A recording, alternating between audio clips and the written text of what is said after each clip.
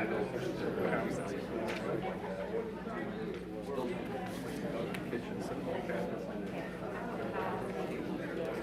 like it.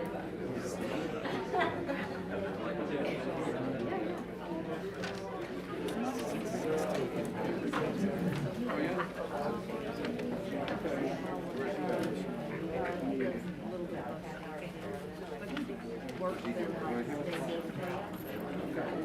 out.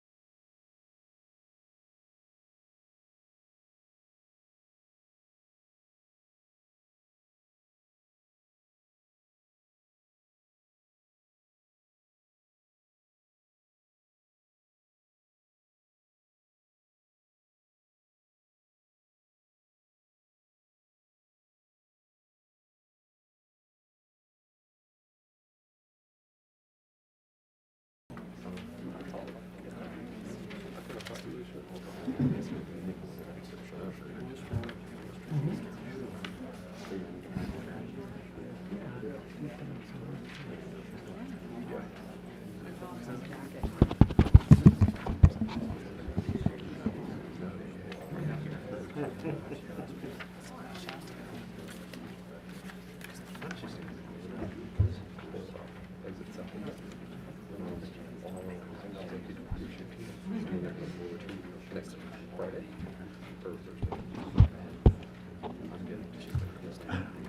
her. Strategic initiative. Yep.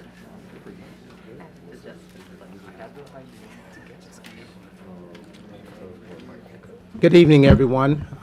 Hopefully you can hear me.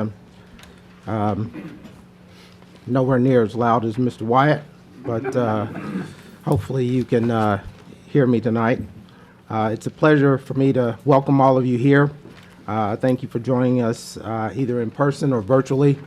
I will now call the regular scheduled December 9th Town Council meeting to order. I'm going to ask at this time Councilman Hinkle to provide us an invocation. It will be followed by our pledge. We do ask that you stand as we recite our pledge. This time I will turn it over to Mr. Hinkle. We bow our heads, please. Oh Lord, we ask that you bless this meeting tonight and all those in attendance. We pray that the upcoming celebration of the birth of your Son brings us all closer to you, and that the love and forgiveness that you have given us through your Son is our greatest gift. In Christ's name we pray. Amen. Amen.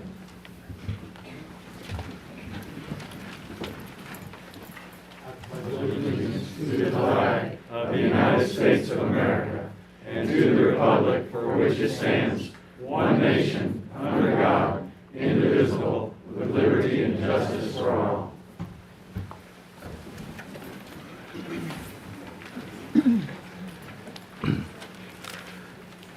Thank you all for continuing to abide by our requirements around masks. I thought by now I could be saying we're post-pandemic. That is not the case. And so I regret we're still in this situation, and hopefully we'll get through it soon. But with these new variants, it seems like we continue to have a Groundhog Day. But at this time, we will continue to follow down our agenda, and hopefully we'll get through tonight. We've got 9 public hearings on the agenda, and we will try to proceed through that with instructions as we go through tonight so that we can get hopefully out of here by Friday afternoon. At this time, Council, you have your packets and your agendas. Are there any adjustments to tonight's agenda? First by Council and then by staff. Mr. Mayor, I make a motion that we switch item 4 to item 5 and item 5 to item 4. The first hearing, that would result in the first hearing being for the TPA Troutman Logistics project. Okay, there's a motion on the floor to adjust the agenda with item 4 and item 5, switching those two. Is there a second to that? I'll second that. Motion's on the floor to make that change. All those in favor say aye. Aye. Any opposition? Hearing none, motion passes. Any other changes? Yes, Mr. Mayor, I would like to make an addition to the consent agenda for an item called premium pay. There's a motion on the floor to add premium pay to the consent agenda. Is there a second? I'll second. Any question or comment? Okay. All those in favor say aye. Aye. Any opposition? Hearing none, motion passes. Any other adjustments? Okay. None from staff. Okay, thank you. At this time, I'll ask for a motion to approve the agenda as the 2 items were adjusted, 1 added and 1 with movement. Is there a motion to approve the agenda as presented? Motion's on the floor. Is there a second? Second. All those in favor say aye. Aye. Aye. Any opposition? Hearing none, motion passes. Thank you. The next items on the agenda are consent items, which include are considered routine by the council, will be approved with one motion.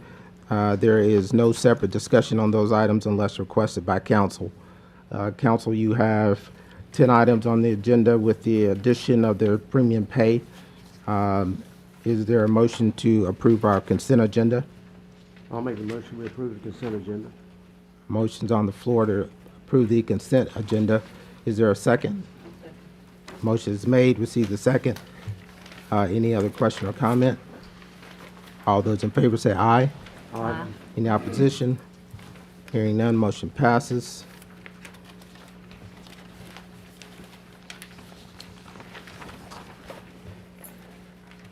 The next item on the agenda is public comment.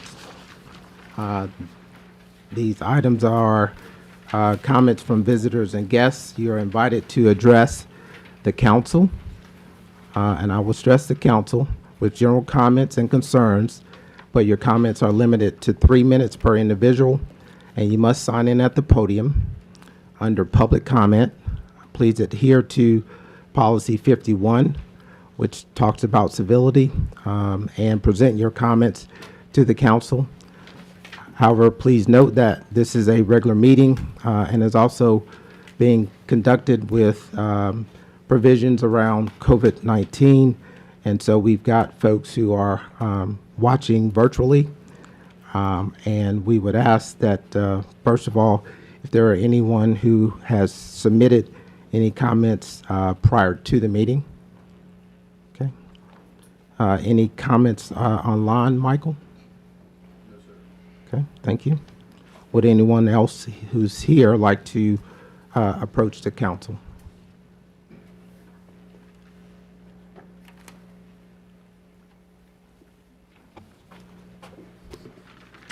Good evening. Good evening.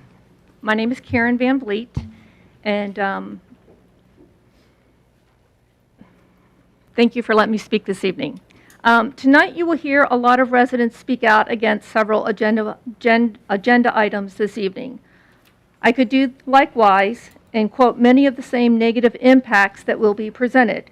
However, I wish to address a very different issue. As you listen to these engaged and active citizens, I want to remind you of the seat that you serve as elected officials. Your role is to make informed decisions that are in the best interest of the town and its residents.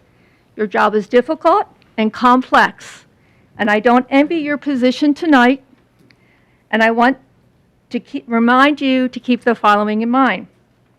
Several years ago, as our town started to experience growth, its first growing pains, we immediately realized that we were ill-equipped to face such rapid growth and sought the advice of a well-respected company to help advise us. Over many months and through multiple meetings with staff and the public, we developed a strategic plan to provide us with guidance as we moved forward to find a balance between the advancements of growth and the interest of the Troutman residents. As our leaders, it is your responsibility to coordinate existing forward-looking plans addressing transportation and land use with current and projected development patterns to ensure growth occurs in a manner which maintains Troutman's sense of place and natural resources while enhancing its economic vitality and, most importantly, our quality of life. As our leaders, I ask that you vote tonight in several decisions that in the end make Troutman a truly success story. Thank you. Thank you. Anyone else comment?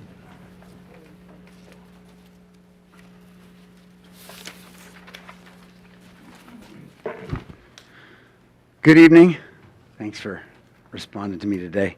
Thank you all, first and foremost, for the positions you hold and serve. Excuse me. Yes. Could you state your name? Sorry, Seth Farger. I signed in here. Thank you for the work that you guys do. Thank you specifically for those of you who voted to decline the request to rezone the Wagner Street Townhome project recently. I think that was a pivotal move, and I think you very much heard the citizens, and from what I have heard, citizens who spoke on that felt very much that they'd been heard. My name is Seth Farger. I represent an organization called For Troutman. 6 weeks ago, I knew nothing about local politics. I never desired to engage in politics, and if I'm honest, I still don't. I moved to Troutman because I wanted to raise my children in a small town, and I love the atmosphere that Troutman provides. But 6 weeks ago, I attended a planning and zoning meeting for one of the projects on the agenda tonight, and have since been thrust headlong into local politics, as I understand it now. It's messy. There's a lot of information, a lot of misinformation at times.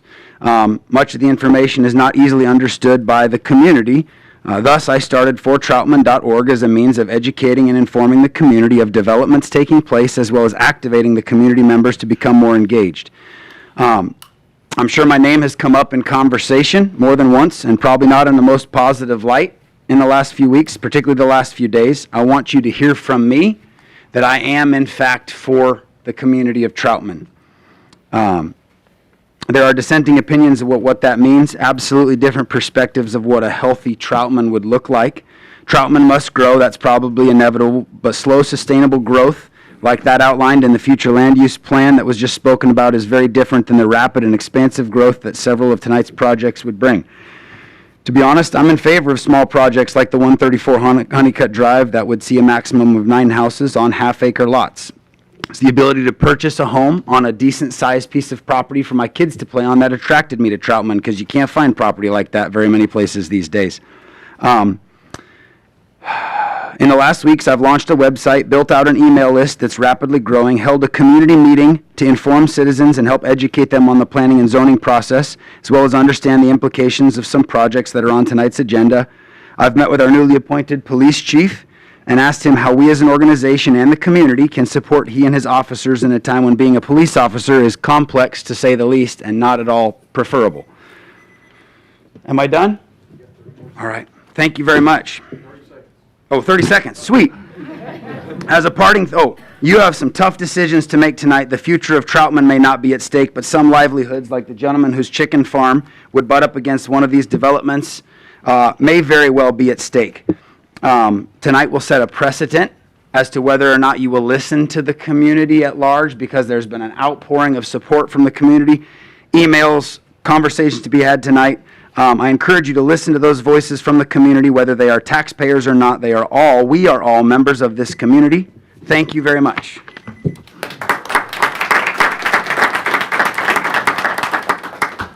Thank you. Any other comment? Okay. We will move on to, Did you want to say something? okay. My name's Carl Jaborian. I'm an MBA student at UNC Charlotte, so you can imagine that I keep up with a lot of financial news. Recently, a company that you all may be familiar with named Zillow attempted to flip homes for a profit by automating a buying process using their price predictor for homes. A corporation with that much purchasing power can easily manipulate the housing prices of an entire neighborhood to their benefit. However, Zillow's attempt failed due to flaws in their algorithm that predicted home prices and had to sell billions of dollars worth of homes. It turns out Zillow sold the homes to prominent institutional landlords, including rental operations tied to Cerberus Capital Management, KKR & Co., and Tricon Residential, which counts Blackstone Incorporated among its largest shareholders. I want future generations' ability to own a home, not rent, protected. It also doesn't make sense for large corporations to have the ability to manipulate market prices of homes. I'm asking this body to protect future homes being built in Troutman from market manipulation and allow the American dream of owning a home to prevail for future generations. Thank you.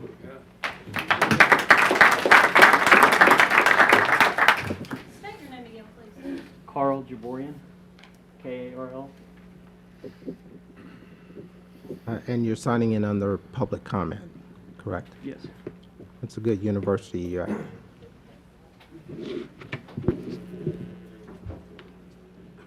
Anyone else want to speak? Okay.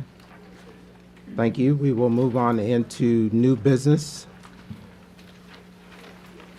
Mr. Mayor? Yes, ma'am. I have a document from our town attorney asking if we could implement a new rule for tonight, and I would like to read it. I move to implement a rule for tonight's public hearing as follows. For the purpose, I'm sure I speak loud enough, I'm a retired teacher.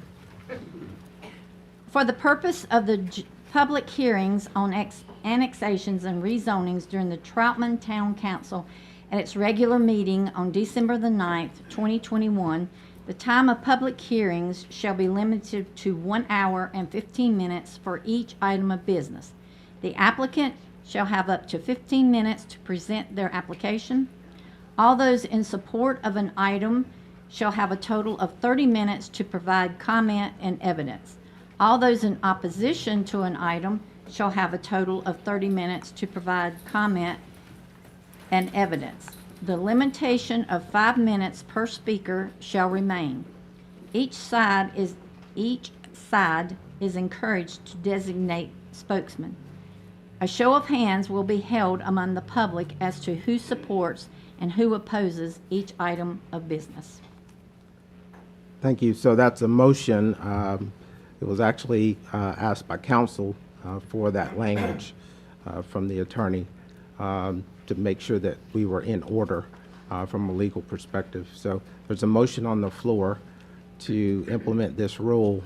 Is there a second to the motion? Second. Motion is made, received a second. Any question or comment? Okay. Hearing none, I'll call for the vote. All those in favor say aye. Aye. Any opposition? Hearing none, motion passes. We will follow along again with non-public hearings tonight. Yeah, depending on how long we want to stay here. We will do everything we can to continue to move along. We ask folks to respect each other and abide by the 5-minute rule. We will, again, present each one of the items. We will get an update from staff. We will then get an update from the applicants. Again, there's no requirement for the applicants to speak.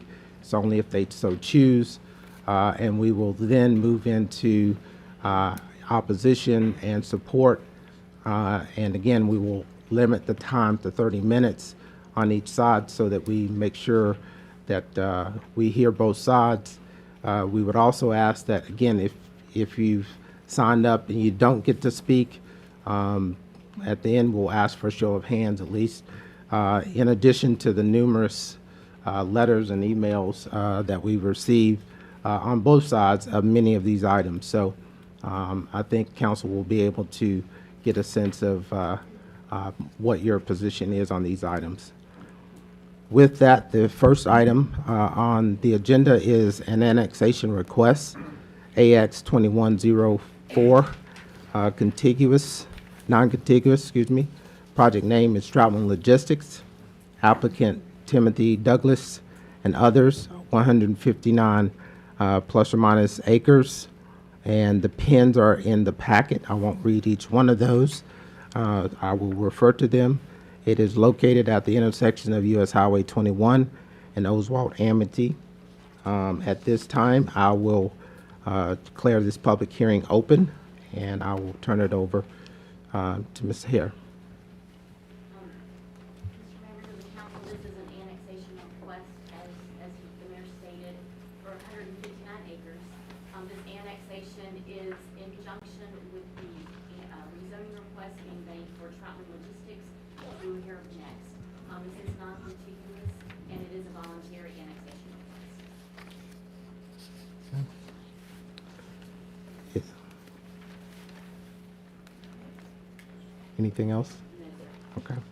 Is the applicant here? The applicant is here, yes. Okay.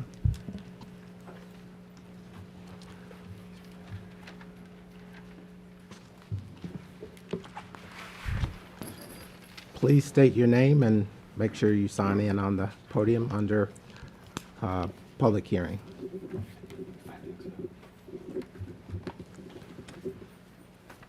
Hi, good evening. My name is Matt Prince, here on behalf of the application for the I-77 Troutman Logistics Center. Okay. Do we have our presentation materials, or? For the rezoning, yes. Okay, That would be next. okay. On the annexation request is, as the planning director stated, 159 acres to be entered into in connection with our rezoning request. Okay. Thank you. Thank you. Any question for the applicant on the annexation? Okay, thank you. Would anyone from the public like to speak regarding the annexation request? Can I ask a clarifying question just to understand the new rule? It allows for 30 minutes for those who are for and 30 minutes for those who are against for each item. So the annexation is a separate item and the rezoning is a separate item. That's correct. Okay. Thank you. Mhm. Any other comment? Okay. I will now declare this public hearing closed. Council, you've heard from the applicant regarding the annexation of AX 2104 non-contiguous Troutman Logistics. We will now consider the adoption of ordinance 2021 titled an ordinance extending the corporate limits of the town of Troutman, North Carolina, non-contiguous. Is there such a motion? I'll make that motion. Okay. There's a motion on the floor to approve the ordinance to extend the corporate limits of Troutman, non-contiguous, according to what's been presented. Is there a second? I'll second that. Motion is made, received a second. Any question or comment? All those in favor say aye. Aye. Any opposition? Hearing none, motion passes. The next item on the agenda is the rezoning request, and it is CHHI 2104. Applicant is Timothy Douglas and others, 159 plus or minus acres. Again, the pins are referenced in the agenda. It's located at the intersection of US Highway 21 and Oswald-Amity Road. From Iredell County residential agricultural to Town of Troutman conditional zoning, heavy industrial. I will now declare this public hearing open. Turn it over to Ms. Hare. Yes, Mr. Mayor, members of council, we have before us this evening a request for a conditional zoning.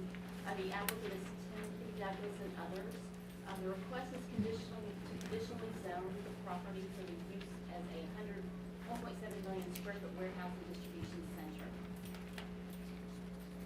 The property is located northeast of the Charlotte Highway and Oswald-Amity Road intersection with road frontage on Charlotte Highway, Oswald-Amity Road, and Perry Road. The aerial photograph you see on the screen has the property outlined in red to give everybody an idea of where the property is located. This is a copy of the concept plan that was submitted as part of the applicant's application. You can see that it includes two buildings. The 1.7 million square foot warehouse and distribution center. These buildings are speculative. That means that the applicant currently does not have tenants, specific users for these properties or for these buildings. I want to point out that all uses that are permitted within the HI district, with the exception of adult establishments, cemeteries, heavy manufacturing, and landfills, will be permitted on the site. There are other requests made by the applicant that vary from our ordinance requirements. One of those is building height. The applicant is requesting for a building height up to 95 feet. Our ordinance allows for 4 stories. 95 feet is approximately 6 stories in a commercial structure. Signage is also being added, some differences there. They're asking for 300 square feet of monument signage at each entrance and 500 square feet of building signage on each side of their proposed buildings. The current zoning of the property, it is located in Iredell County and it's zoned residential agricultural. The property for the majority is mostly vacant. There are some residential structures on the site. I want to point out that adjacent properties are zoned similarly. The majority of the adjacent properties are zoned in Iredell Bell County RA as well. There's also some HB Troutman zoning at the intersection of Oakville Amity and Highway 21. There's a 95-unit apartment community being built on this site currently. There is also some RT zoning located in the town of Troutman to the north of the site. This is residential zoning that allows quarter-acre lots. Zoning considerations, I want to point out the media's definition of heavy industrial. Basically, it's a zoning district that is designated primarily for certain commercial and general industrial uses, including manufacturing, processing, the assembling of goods, as well as product distribution facilities. All new HI districts are permitted subject to a conditional zoning district. CZHI is what is being applied for by the applicant this evening, is site-specific. The concept plan was included in your packet and part of this application is a part of the approval and will become part of the allowable zoning of the property if this is approved. Any changes I want to point out made to this plan will have to come back through the planning board and council and go back through the CZ process. So I just wanted to make it very clear that this is a site-specific zoning process. The future land use map for the town, which is in the 2018 strategic plan, shows the property as medium density residential. It also shows property to the north, the east, and the west as medium density residential as well. However, to the south of the property along Oswald Amity, closer to the interchange there at exit 42, there's properties that are shown for industrial and highway commercial. Some future land use considerations. We want to point out that proposed rezoning is inconsistent with the future land use map. However, there are adjacent properties to the south that are shown on the future land use map for general commercial, interchange commercial, and heavy industrial. Also want to point out that the 2018 strategic plan has other components in it other than the land use plan and the land use map that should be considered. We have heard a lot of comments and questions as to whether or not the town can consider a zoning application that differs from our land use plan. So in our strategic plan, there were comments in there that I just wanted to point out to the board that the plan calls for flexibility in land use. It states the land use map illustrates broad land use categories at a parcel level, lending a degree of exactness to the evaluation of land use that shouldn't be prohibited or shouldn't prohibit flexibility from like this. It goes on to say that one problem with a parcel-based land use map is that it discourages innovation that might make important contributions to the community. But I just wanted to point out that it is within your purview to approve a rezoning request that may differ from what the land use map shows. One of the other considerations within the land use plan is the key guiding principles. There's several of those listed in the strategic plan, and one of those talks about smart growth. There's a comment made in the plan that says development proposals need to be assessed on the basis of tax revenue, impact of traffic, environmental quality, school demand, and utilities, which is our water and sewer. So staff decided to take a look at the current zoning and what the impact is developed under that RA zoning would be to the town as compared to the proposed project. So we took all of these categories, starting with the tax revenue, and the current zoning of the property is RA, which is half-acre lots, and with the size of the property, that would basically you'd have about a 300-unit single-family development on this property. The tax revenue for a development based on a house that's valued around $300,000, that's an average, would be around $468,000 in tax revenue to the town a year based on current tax rates. The proposed project would generate around $795,000 per year. Traffic is also something that we wanted to make sure that we were taking a close look at. We understand that's a big concern of the community. So we reached out to NCDOT and spoke with John Cook, who is the regional engineer for this area for NCDOT, and asked him what they considered, what they saw as the traffic projections for both of these land uses to be. And they were very similar, surprisingly. A 300-unit single-family development would generate about 3,000 trips per day. A warehouse facility at 1.7 million square feet would have about 2,700 or roughly 3,000 trips as well. So they were very similar. Environmental quality is a little harder to assess, but one of the things that the town is responsible for is stormwater. We have to make sure that the quality and the quantity of the stormwater is taken care of when the projects are developed. Our ordinance does allow for two types of different stormwater developments, one's a low density and one's a high density. The 300 units, the 300 unit single family development, that would be what we would consider low density. Those half-acre lots would be low density, so no stormwater BMPs would be required as part of that project. So we would not be requiring any type of stormwater quality or quantity controls on that property. With the warehouse, that would be considered high density because of the number of, how large the impervious surface is there on that site. So there would be stormwater BMPs that are going to have to be required as part of the project. And then school demand, the Home Builders Association provides an estimate of how many children are generated by single-family homes. A 300-unit single-family development would produce around 126 school-age children. Of course, in non-residential use, there would be no impact to our schools. I reached out to our town engineers to see what the daily demand for these developments would be. He said that for a 300-unit single-family development, it's about 108 gallons per day of water that would be used, compared to 20,000 for a warehouse development. So based on the smart growth component of the comprehensive plan, we just wanted to share this information with council. Excuse me. This is a copy of the strategic plan's current land use map. I just wanted to share this. This is not the town limits. This is the area that was looked at by the strategic plan. This is our planning area. A lot of time when most of the time when a strategic plan or comprehensive land use plan is created, the town chooses to look further than their town limits, understanding that developments will be annexed and properties will be annexed into the town. So I wanted to just highlight on this map, you can see the majority of this property is residential or agricultural in use, which is a great deal of the property within our planning jurisdiction. This is Highway 21. This is the interchange at 77, exit 42. You can see the majority of our commercial development is clustered in this area. It follows Highway 21 and is starting to grow around that interchange, which is typical. Commercial and industrial growth typically does follow through larger corridors and tends to locate at interchanges. So this is the Troutman logistics site here. I just wanted to give everyone some perspective as to where it was located and what our current land use looks like. Traffic impact analysis was required for this project. An enhanced TIA was required due to the size of the project. Recommendations of that analysis include turn lanes as well as ingress and egress lanes. The applicant will address that more in his presentation, so I won't go over that in detail. I will let them do that.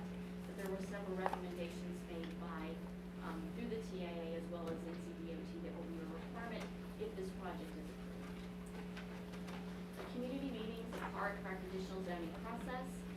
It's an opportunity for the applicants to invite the community in, meet with them to hear their concerns, discuss their project. That was done on October 11th. An additional meeting was also held on December 2nd. The main things that came out of that meeting were concern about traffic, lighting, the buffering of adjacent properties, and impact to property values. Staff is recommending approval of the project.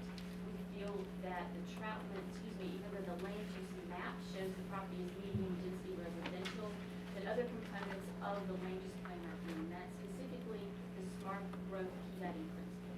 We feel like that's something that was highlighted in the plan that this project does promote.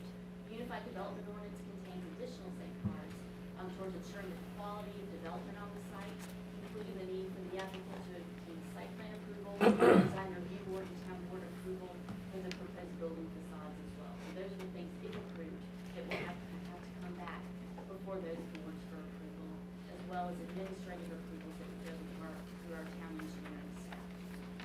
The planning board did hear this at their October meeting.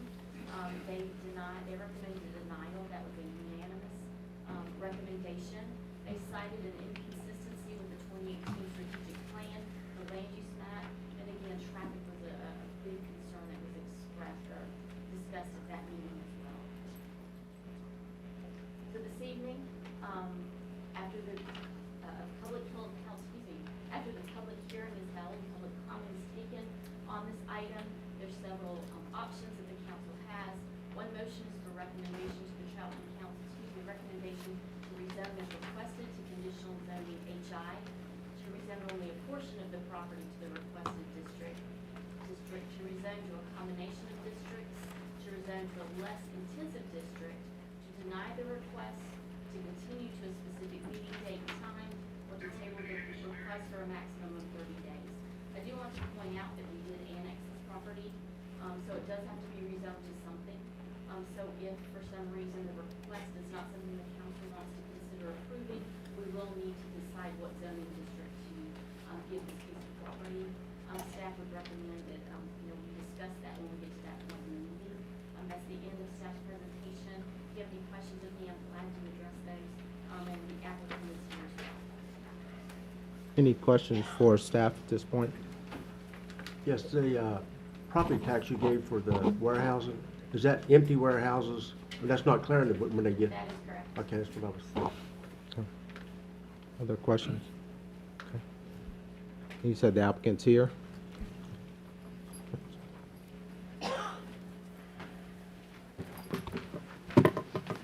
Please restate your name, Mr. Prince.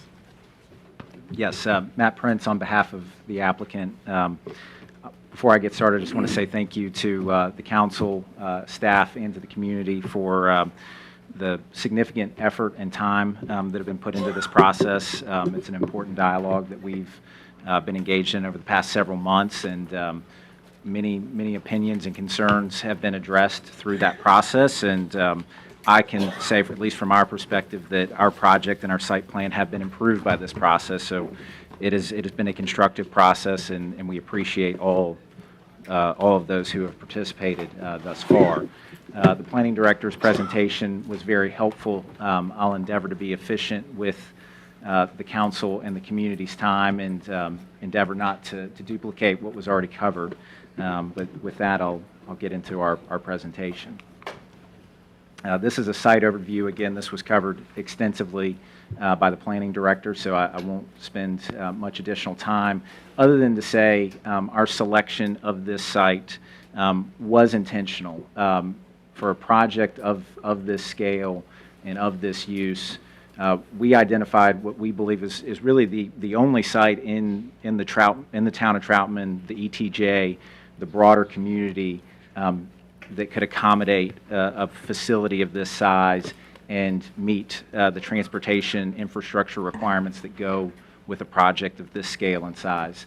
The proximity to I-77, the Exit 42 interchange, and service from a U.S. Designated highway are all key factors for a project of this size, and that's why we selected this site. It was not an accident, and it was after much thought and study and analysis that we selected this site. In terms of benefits from this project, again, the planning director did a helpful presentation presenting a comparison to the existing zoning. Again, we see the benefit of an increased tax base. Our tax estimates include additional furnishings and fixtures and equipment in the building that will contribute to additional ad valorem property values as opposed to a shell warehouse. That was the basis of the town staff's estimates. Again, neither estimate is incorrect. It's just the different assumptions used in the estimate. Based on our estimate, we believe the tax increase versus the current property values unimproved could generate approximately $900,000 to the town on an annual basis. Significant local jobs. Our current estimates, based on our most recent expressions of interest from prospective users, and we do not have a user identified at this point. This remains a speculative project without a tenant or users identified at this point, but we estimate 400 to 900 permanent jobs upon completion. That estimate is consistent with the number of parking spaces, both auto parking spaces and truck parking spaces that we have on the site. So there is some science and some correlation to those numbers. And then we'll get into this in further detail, community enhancement and solutions that we're bringing with this project to help mitigate some of the impacts and some of the concerns, and hopefully improve the community, beyond, in certain respects, if this project didn't happen and the land remained unimproved. primarily traffic infrastructure. We'll get into several slides outlining the traffic improvements that are recommended and called for and will be required as a result of the TIA, as well as additional traffic improvements above and beyond what are called for in the TIA that we are endeavoring to explore with both the town and NCDOT. This is an overview of the site plan. Again, the planning director showed the site plan in her presentation, but just to reiterate, we're requesting 1.7 million square feet, likely to be built in 2 buildings and likely to be built in 2 phases. There will be 3 access points. Truck access will be limited to 1 access point off of Highway 21, secondary automobile access off of Oswald Amity Road and Perry Road. And separation of truck traffic from automobile traffic into the site was critical, and again, part of the reason why this site was selected. We'll get into a subsequent slide on traffic outlining our plans for a traffic signal at the truck entrance, as well as turn lane enhancements that are warranted under our TIA and that we plan to complete if the project is approved and built. We'll get into a few renderings of the project. This is an aerial rendering of the proposed project, looking from US 21 back towards Interstate 77. Again, a 2-building configuration. This site benefits from a significant setback from US 21 as well as the other roadways which it bounds. It is a large piece of property, so there are significant setbacks and buffers that will shield the project from neighboring properties, from thoroughfares, from roadways.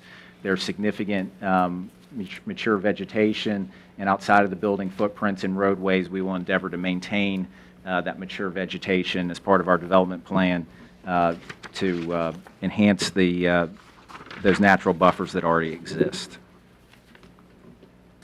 This is a ground level facade elevation of the proposed facility. This is a rendering of the Highway 21 truck entrance. Another rendering of the Highway 21 truck entrance. And again, another angle of that Highway 21 truck entrance. One thing I want to point out here is, as you can see in this rendering, the ingress as well as the egress has two lanes of ingress as well as 2 lanes of egress out of the truck entrance. What this allows for, and this still needs to be coordinated and finalized with NCDOT, but our intent would be to allow with the dedicated northbound right-hand turn lane into the facility to have a dedicated right-hand turn lane as well as a dedicated left-hand turn lane off of US 21 to the facility. Those are both warranted under the TIA that's been scoped and approved by NCDOT. By us building 2 ingress lanes into our driveway, what this should allow for is to have trucks be able to take a right simultaneously as well as trucks take a left in simultaneously. Concerns have been raised about potentially when the stoplight is installed that if the northbound trucks that are seeking to turn right have a red light, while southbound traffic seeking to turn left into the project have a leading green into the project, that those northbound trucks will stack up beyond the depth of the storage capacity in the turn lane and cause a backup into Highway 21. That is not our desire, not our intent. Not only would that be bad for the community, that would be bad for the project and bad for prospective users. So in addition to obtaining the maximum length of the turn lane, which the scope that came back from NCDOT based on their specifications calls for a 100-foot turn lane, we're going to seek through our process with NCDOT to lengthen that lane as long as they'll allow it, potentially doubling it. But no matter the outcome of that, we believe this dual lane ingress driveway helps solve that issue. This is again an aerial satellite image showing the turn lanes that are warranted under the TIA. And I'll be the first to say I'm not a traffic engineer. Our traffic engineer from Kimley Horn is available to answer detailed questions and correct any statements that I make that warrant further clarification. But again, here at the primary truck entrance, you've got a dedicated right-in turning lane, a dedicated left-in turn lane, turn lanes at the intersection of Ostwald-Amity Road, and then down at the Flower House and Houston Road as well. Get into the next slide. This is a level of service graphic. This is straight from our traffic impact analysis. And what this graphic illustrates, it's a little hard to see in this configuration, but I'll endeavor to summarize it, is it shows that the level of service from the traffic for all the roads that are potentially impacted by this project, it shows that the level of service for all of these roads will be either maintained or and in a couple of cases, particularly at the intersection of 21 and Ostwald-Amity Road, the level of service will be upgraded relative to the existing baseline conditions that exist today without this project being built. So again, that's the intent and the outcome of the traffic impact analysis and the improvements that are result from that and that we will build if this project is approved and constructed. This graphic speaks to another issue that was raised in our community meetings, and it is an important issue. This graphic on the left helps illustrate the natural landscape buffers that exist today through a combination of a stream that runs on the western bound of the property between where the primary building sites will sit and the Highway 21 entrance. There is a stream with significant elevation change and mature vegetation that will help provide a buffer on this side. Again, elevation change with significant vegetation really on all four sides of the properties. Particular concern has been raised with respect to the northern side of the site, which borders residential properties on Levo Drive. And I think we've had a productive dialogue with several members or several of those neighbors in illustrating to them some of the buffers that will exist between our project and their project, and based on some of their feedback and feedback we've gotten through various members of the community, we've sought to enhance those buffers as part of our design and review process. But there is a significant buffer that exists just by virtue of the elevation and grade change. These buildings will sit at a significantly higher grade change in elevation. That elevation change does change as you go down the course of Levo Drive, and so we will be installing a variable height earthen berm to help provide additional screening and buffer between our project and the residential projects. That earthen berm will be supplemented by a double row of planted trees on our side of the property outside of the impervious paved areas, and in certain cases where warranted, we'll use screen fences on top of the earthen berm to further supplement that screen and buffer for both visual as well as audible impacts, and hopefully mitigate any concerns related to those properties and their adjacency to the project. I believe that's it. Okay, With great. that, Any questions for the applicant at this time? I have a question. You mentioned southbound trucks turning left into the facility. Could you possibly limit the directions that the trucks can enter and exit, specifically southbound? Do you think you could work something out with DOT? Because if they're coming southbound, that means they have to come through town. And we prefer they not do that. Absolutely. So, so the question, make sure I understand it, is to prevent trucks from coming southbound and taking a left into the project. That is the question. Yes. I'm going to call on Austin Watts from Kimley Horn, who's our civil engineer, and he can bring in his traffic engineering partner, Joe Wilson, to speak to this as well. I don't, the TIA, what I do know that we can do is put up a no right turn signal within our driveway to prevent trucks from turning right out of our project and going north through town. That sign we can and will put up to tell trucks that they're not permitted to turn right and go through town. As to discouraging truck traffic from coming left, I haven't had that question asked. I don't know if there's a way for our project to do that, or if NCDOT would approve a no left turn in there. At a full movement right there, that wouldn't be possible, but the left turn lane that he's referring to is simply for any stray trucks that have for whatever reason come through town. The vast majority of trucks based on the TIA are going to come off at 77, so most of it will be a right in and then left out to get back to 77. That's the intent. Okay. The reason I asked that, our first million square foot warehouse, they specifically did that. So they could not come east on Murdoch. They have to come off of the interstate at exit 45 and come into the facility and back out. And not because the way they did it was with a concrete island. And so, you know, you might want to take a look at that, and you might want to talk with them to see how they got that.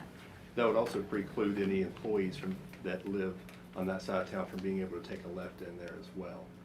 No, they have a separate employees entrance.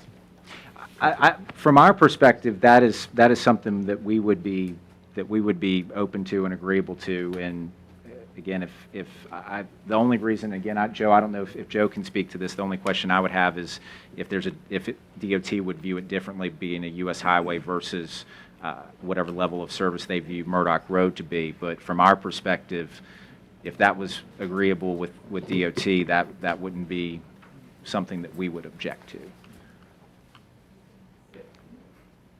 It's, the only way to do that is to prohibit the trucks on the road. If they're already on US highway, they have to turn left in there. That is the truck entrance, which is established for trucks and is built to accommodate trucks. The point or the idea of the signal and the left turn lane, it's not intended to promote that movement, but there will be stray trucks. In Concord, for example, like here, 21 parallels the interstate. There, 29 parallels the interstate. And when things occur on the interstate, you'll notice that 21 becomes the interstate. And so it wouldn't be wise to modify that such that it couldn't be done. They and the users with the truckers can promote and or ask that they not do that and try to enforce it. But for the facility to operate, I don't think that's possible. I don't see, we didn't distribute much traffic, and they can control the trucks. Cars and the public they can't control, but they can control the trucks. And, you know, for whatever reason, when one comes, you want to make sure that it's accommodated and then get out of the road. Joe, would DOT, if we wanted to do that, would DOT permit it, that? Well, you don't have a way to prohibit the left except for signage, because you have to, I mean, Well, and you it have would to allow double, it would double the traffic, because if someone is heading south and they need to go to this facility and they can't take a left, they would have to pass by the facility, find a place to U-turn, and then come back the other way. So it would, in essence, double the trip. We're open to exploring it further because, again, in back to one of my earlier comments, one of the reasons we selected this site was because of its proximity to exit 42. We want trucks to use 42. They should use 42. We don't want to encourage truck traffic through town, and that's why on our property we are going to put up a sign that says no right turn to go north through town. I think again, we've just got to explore what's possible in making sure that we're not causing a bigger problem by creating a situation where you've got trucks that despite what they're told, come southbound and then seek to do a U-turn or some other dangerous maneuver. So I think that warrants further study, but it's something we would absolutely be amenable to. Okay. I hope that answers your question. My concern, and I think we've had discussion before, is, making a right, instead of making a left going towards exit 42, making a right ending up through town. Is there an island you can put there to where they cannot? Right, they've got to make a left heading towards exit 42. They cannot make a right heading towards town. Coming out of their facility, yes, they can post the signs up that they have to turn left, yes. But, signs, sometimes they overlook those signs like out here. And I'm asking if there's an island of where physically they're restrained from making a right turn heading towards town. They would have to make a left turn. I will say that you can establish infrastructure such that the standard automobile could make it, but it would be more difficult, and they'd have to run over an island, sort of channelize the right turn. But we don't want to prohibit the left and, make it such that trucks can't make it.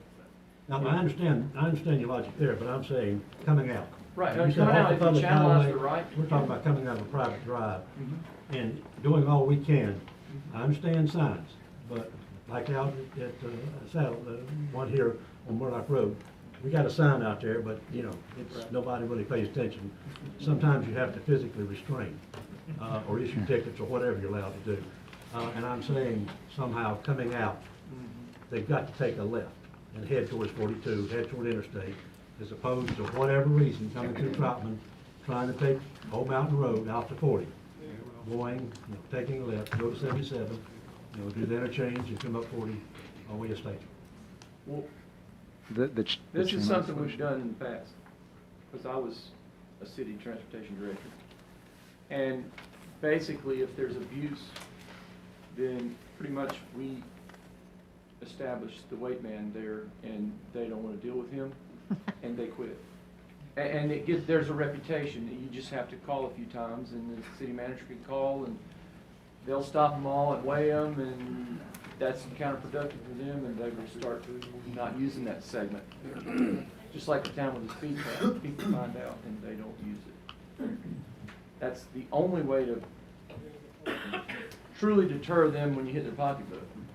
But other than that, I would say you could channelize the right and narrow it down so a car, but when you do that, you have to leave at least 16 feet wide, because if a car breaks down, you got to be able to get one by. And for emergency vehicles and such, it's required, face a curb. Well, a truck can still make that. It won't be easy, but they could. And I would suggest that that's something that we could consider. You mentioned car, but we're talking strictly truck. Right. But we got to get the cars through there, and we got to provide 16 feet for two cars to pass if one breaks down in that area. So that will deter trucks. I don't know that it would stop one. But that with signage. If it take, anything legally to deter coming through town. We're all open to all of these solutions that have been proposed that we can get approval from through DOT, and we'll pursue those diligently. Other But questions? you will have the no right turn sign. We will. That's not something we need their approval on. Other questions for the applicant? Okay, This time. thank you. Thank you.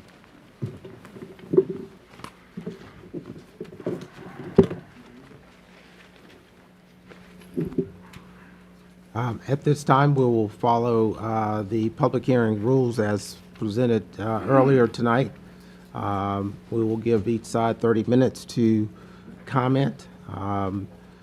What I would say is, if you don't get a chance to speak at the end, as we mentioned, we'll do a show of hands among the public who supports and who opposes, and we'll take tally at that point.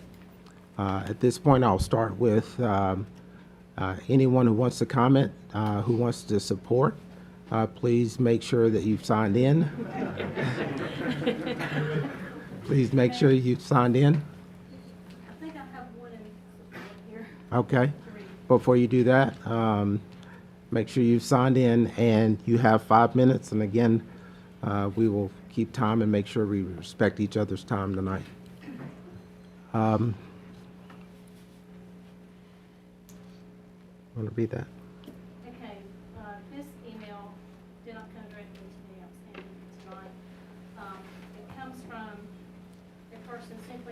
Jack, my last name. And he says, I am a resident of Troutman area of Flower House Loop. I am a former truck driver. I have lived here for 45 years. I am wanting DOT to align the intersection they promised to align and then put in the stoplight at Houston Road and Flower House Loop North. I believe the commercial building and the neighborhood at Barkdale Road or near there will help. These developers have said they will pay for turning lanes and traffic lights. Thank you, thank you. DOT surely is not doing that. None of these people complaining to stop the growth are offering to do that, and neither am I. So take their money and let them make these traffic improvements for us all.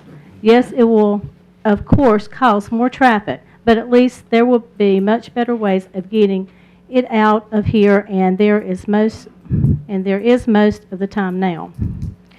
Some people have to realize this never was Mayberry, and it surely will never stay small. If I was closed-minded to development, like most of these people, 90% of them would not be allowed to live here now. How dare they think they have the right to say when enough growth has been enough? Reading the internet makes me wonder what comment strip did these people get facts from and then really believe it to be real. I mean, 1,000 trucks going down downtown Troutman. I fell out on my chair laughing. Let me sell them some oceanfront property over in Mooresville. Let's be serious and do some factual research. Those buildings, when completed and upfitted, will be a positive tax net impact of a minimum 12% increase over current income. That will benefit everyone in this room, as most live in the county. And yes, the county gets theirs also. DOT will certainly approve upfits and allow needed improvements as the facility is built similar to other commercial area in the county. God tells me to love my neighbors, but I really feel like saying, if you have not lived here for more than 3 years, hush and quit talking about what you think is best for Troutman just because you moved here. You have a history of moving. I do not. So let me speak for the Troutman area. Jack. Any other? I have others in, I think, opposition for this. Well, no, excuse me. I have one more, maybe. This one has no name. It says, I am a resident of Troutman and a small business owner. I see all the objections on the logistics center. What about the citizens who are for the center? It will bring lots of income to our town for much improvement, lots of jobs and so forth, and lots of people. Have to realize that small town living will soon be over. I'm all for growth and pray that we get lots of exciting other retail stores. I don't like Food Line. I'm tired of going to Mooresville. I live on Rankin Hill Road. I can't wait for the retail growth and hope it's a grocery store. Please fight for the logistics center. I feel it would be good for the town. Any others? That's it. I have a additional one. I'm Don Divers, recently moved here, so I don't know if that counts with the last comment, but I just have a couple of questions. You know, tractor trailers, 50 some odd feet long, so a 100-foot turn lane is really impractical. As Ms. Williams pointed out, southbound, 2 trucks is going to jam that left turn lane. Excuse me, Mr. Divers, are you speaking in support or opposition? I am speaking in support. Okay. Conditional. All right. I know with the town has a plan to incorporate traffic circles into Route 21. This might be an ideal place for a proof of concept for the traffic circles and mitigate some of those traffic issues that Ms. Williams was talking about with the southbound traffic. The other questions I had was just, I'm not sure if I heard that they were looking for a 95-foot height. I do know that most warehousing is 30 to 35 feet. Will our fire department even handle 95-foot buildings? I know that from growing up in a small suburb that, you know, encountered that with the volunteer fire department. 500 jobs with people coming in and spending their money for lunches and things like that in town, in addition to taxes, the velocity of money could be beneficial to a town as well. You know, if it's smart growth, if it's tax positive and doesn't create a chock-a-block in the middle of town, it's probably a good thing. Thank you. Any other comment in support?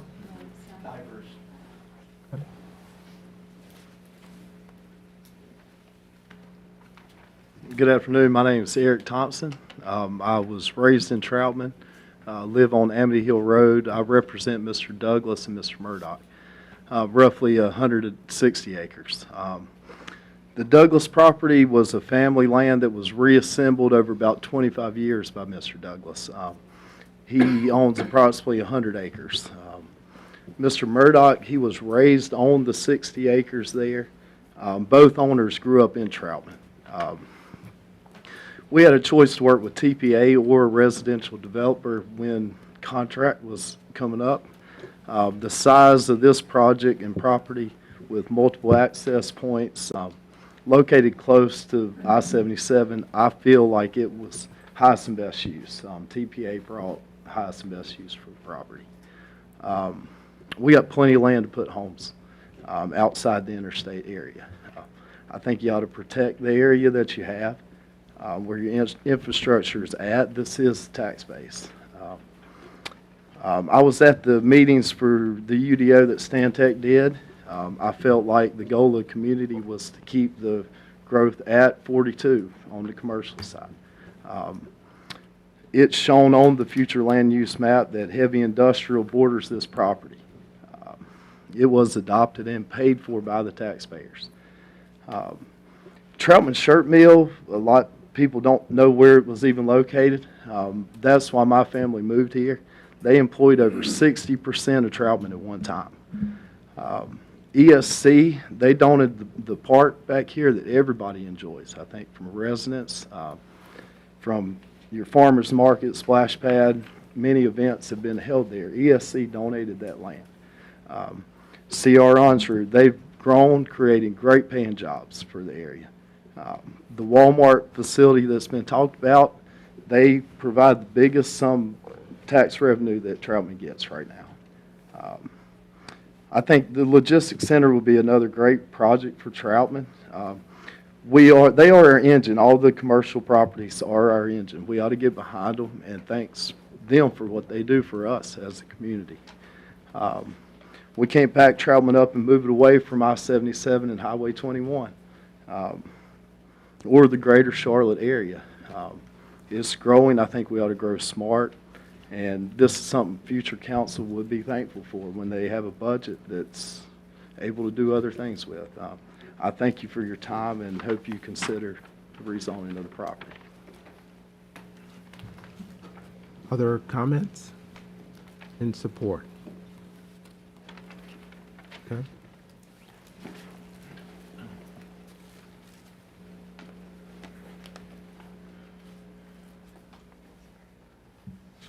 Mr. Mayor, Town Council, my name's Mark Cash.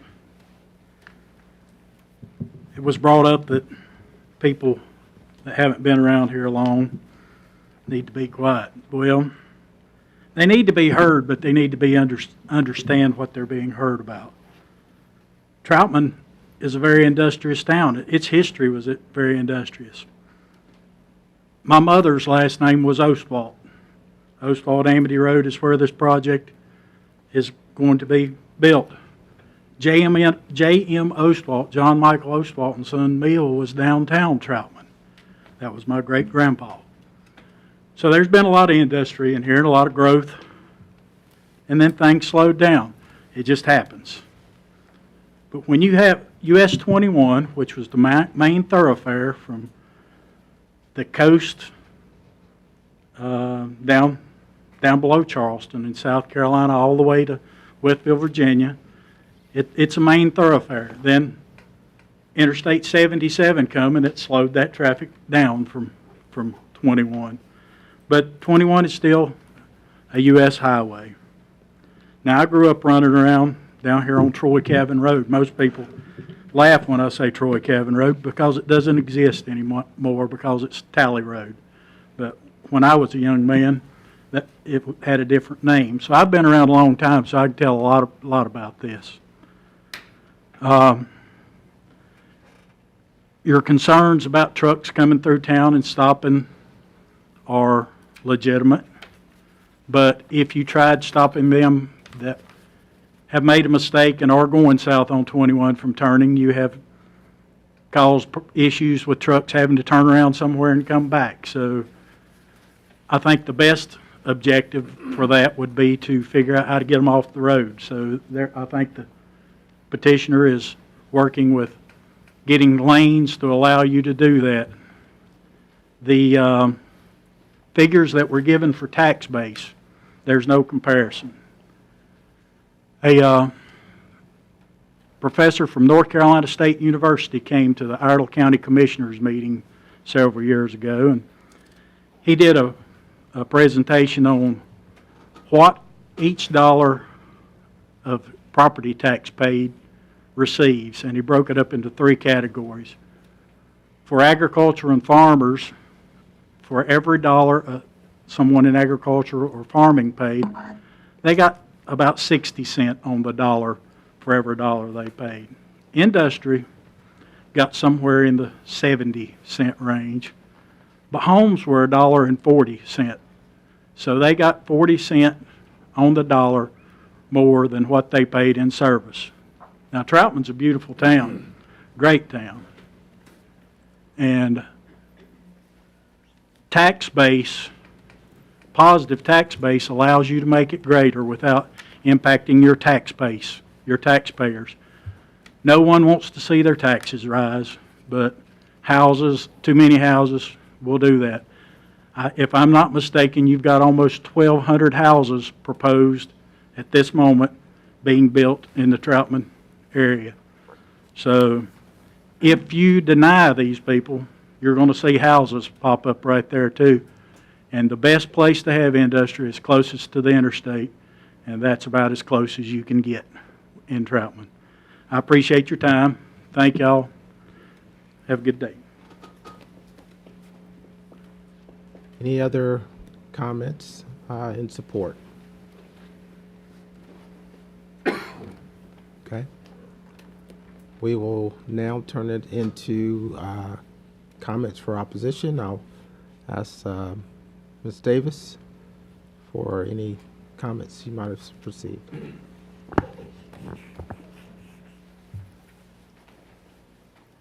I actually have 3 or 4 here.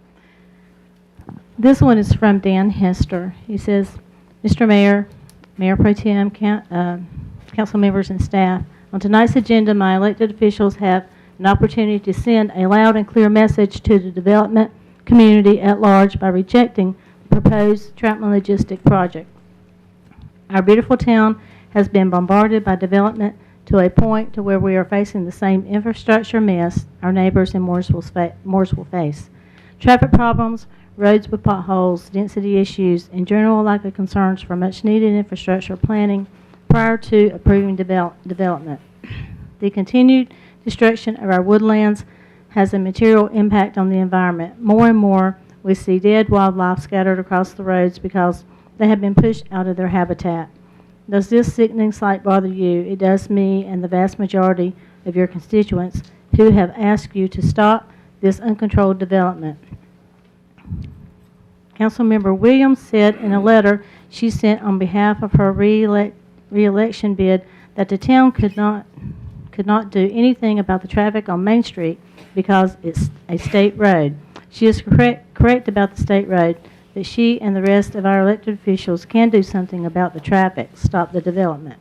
I want to express my sincere thanks to the Planning and Zoning Committee for recognizing the impact this project would have on our community. As such, I respectfully ask my elected leaders to reject this project in totality and pause the development in our precious little town. Merry Christmas, God bless you, and thank you for public service. This one was sent to our planning director. It's from Greg Kane. Says, I am writing with concern about the proposed distribution center being planned for 782 Perry Road, Troutman, NC. The reference information, according to the U.S. Army Corps of Engineering public notice, has the issue date of October 13, 2021, and the Corps Action ID number, and he's proposed this number. I live at 171 Levo Drive, Troutman, and this 1.7 million square foot distribution center project is planned on land that connects to my property. The environment concern I have is that the water runoff damage from the proposed property site and my property. Please see pictures included in this letter, and he did include some pictures if you want to see them at a later time. Currently, during medium to heavy rainfalls, there is a stream of water collected from the proposed distribution center site that flows through my property. This stream of water already causes a great deal of erosion damage along with significant trash pollution. My family and I pick up bags of trash yearly from the runoff that is dumped off on our property during the medium to heavy rainfalls. This runoff goes through my property and ends up in Isle Creek. In reviewing the maps and information in the public notice, I do not see this intermediate stream listed on the maps. On Figure 6, Existing Conditions Map, there is a stream labeled S1. This could be the nearest stream, but is not what runs through my property. I am concerned that with the construction and building of distribution centers, that the runoff into this stream causing significant erosion, damage the dumping trash pollution into my property, and the Isle stream will only intensify.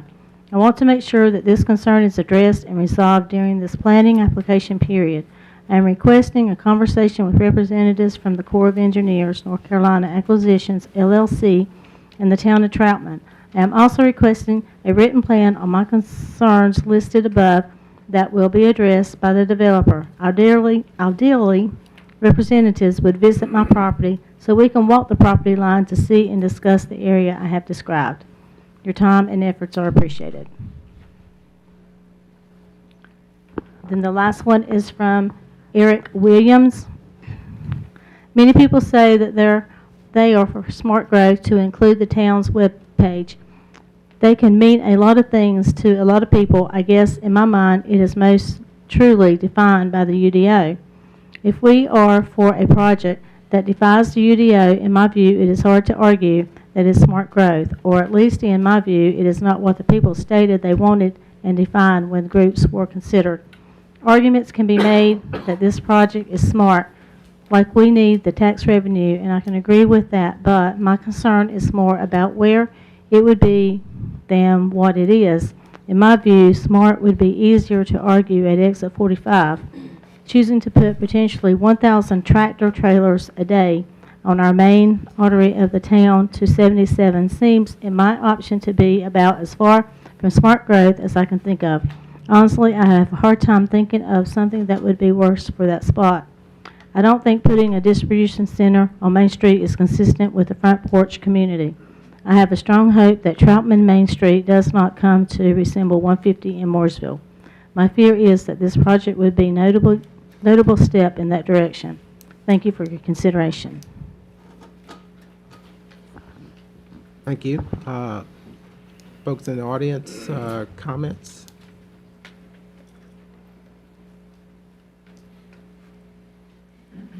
Please make sure you sign in and state your name. My name is Mark Taylor. I'm have the opportunity to speak to you, and I thank you for that. As a traffic engineer, I've been doing these traffic studies for over 20 years. And with the help of Mr. Duck in a conversation with the development, we asked them to provide us some documentation on how much the trip generation was going to do. They failed to do that to you. We asked them to provide it as a high cube distribution center.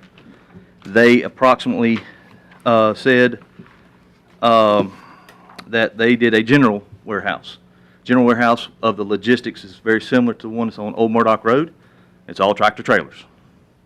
This logistics thing that they're proposing right now is 2,700 vehicles a day. A high cube volume that was requested by us as a town to the developer was supposed to, by that, they didn't want to do it. but they were going to generate, by what we requested, 13,906 vehicles a day. 13,906. That's way more than the 2,700 that they are promising, or theoretically promising. They also, in their traffic study, I think, I have to be correct, to make sure that they did not count for the background traffic that was generated on the other two previous sites. They mentioned it, but as far as the existing conditions and adding those proposed developments that have already been approved, they didn't add to it. So they're contradicting the turning lanes. Also, in their trip distribution, they're calling for 10% of the trucks to turn north on the 21, 2% to come from Oswald and Amity to the site. That's just what they were trying to talk about. So I don't see how that's going to work. This construction of the westbound left turn lane along the access with 100-foot storage. 100-foot storage is one tractor trailer. 13,900 vehicles, most of them tractor trailers, because there's no distribution of trucks to vehicles. They did not present that to us. So it was the assumption that it's a logistics, which means it's going to be tractor trailers. You're going to have mostly tractor trailers. So a turning lane with a full movement of 100 feet is one tractor trailer. 13,900 vehicles. Plus, in the planning and zoning meeting, they called for 3,000 employees. I think in this presentation they reduced it to 900. Well, 900 new positions, but they said 3,000 employees. That's 6,000 trips, not counting lunch. So if you're doing that, that's 6,000, but they're generating 2,700. That voodoo math doesn't work, right? Therefore, I don't mind growth. I don't mind them doing it. I think it's a great opportunity for Troutman to have a base of industry. They need to put it in the right place. You move a quarter of a mile to the south in Julian Place. That's zoned correctly. It's right across the street from the ramp with a signal. You move on the other side of the interstate, south of the interstate intersection, behind the Dunkin' Donuts. There's a signal right there. They can move right there behind, what's that, Lowe's and Dunkin' Donut? They've got a straight access to that point right there. Easy access to the interstate. Doesn't have to really get on 21. They just cross 21. I did some studying. Concord, that these gentlemen mentioned, right across from the Concord Airport. There's 5 buildings there. All of them add up to 1.755 million square feet. That is Detra, D-E-R-I-T-A Road. That one there is that company and that development is building a 4-lane divided highway for all of those, that compound, to go to it. And that one goes to Poplar Tent Road, which is one of the most traveled roadways in our state. That developer is having to build a 4-lane divided highway to develop 1.755 million square feet warehouse. I went to Amazon and looked at it. Amazon at the 485-85 split. It is 862,500 square feet. This one's 1.7. The neat thing about this one, they're asking for a 4-story building. The Amazon is a 4-story building. So if you run the math, this is 8 times as big as Amazon is right now. They've got 2 entrances dedicated to that this engineering firm actually did. They have 2 dual lefts with receiver lanes to accept those movements at both intersections and dual rights into the facility. He's asking for 1 entrance onto our 21. I don't mind the work. The math right here doesn't add up. I encourage you to check my math, please. Call Hickory. Look at Google. Call Amazon. See what they're doing. If this is what they're doing, and they do not know who this is a $150 million project, and they don't know who's coming in, but it's a 4-story building 8 times as big as Amazon, they probably have got somebody on the hook somewhere, but they just don't want to say. And I'm speculating, I apologize. But in that regard, the math doesn't work. I would like for them to do it somewhere, and Troutman needs it. They need the base. I encourage that. But they need to strategically place it where it is not going to hinder growth, nor, if they do it, they need to make sure that it does the traffic and the safety of the general public. As an engineer, I have been sworn to uphold the safety and the integrity of public safety. And to me, this is an egregious act. Thank you.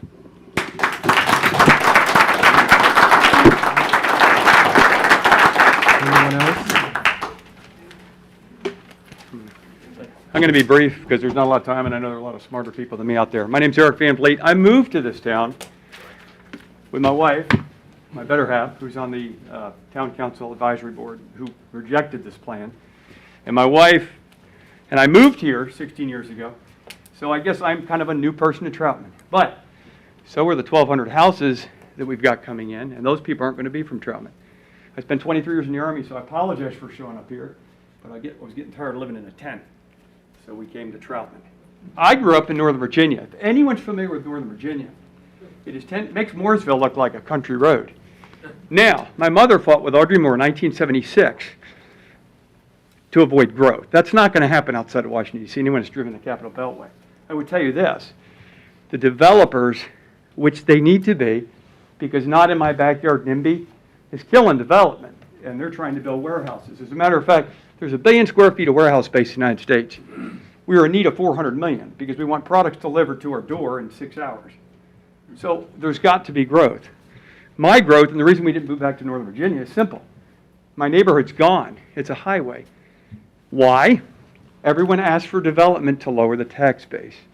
The Fairfax County tax base is 3 times what it was, based even on inflation. Growth does not necessarily mean lower taxes.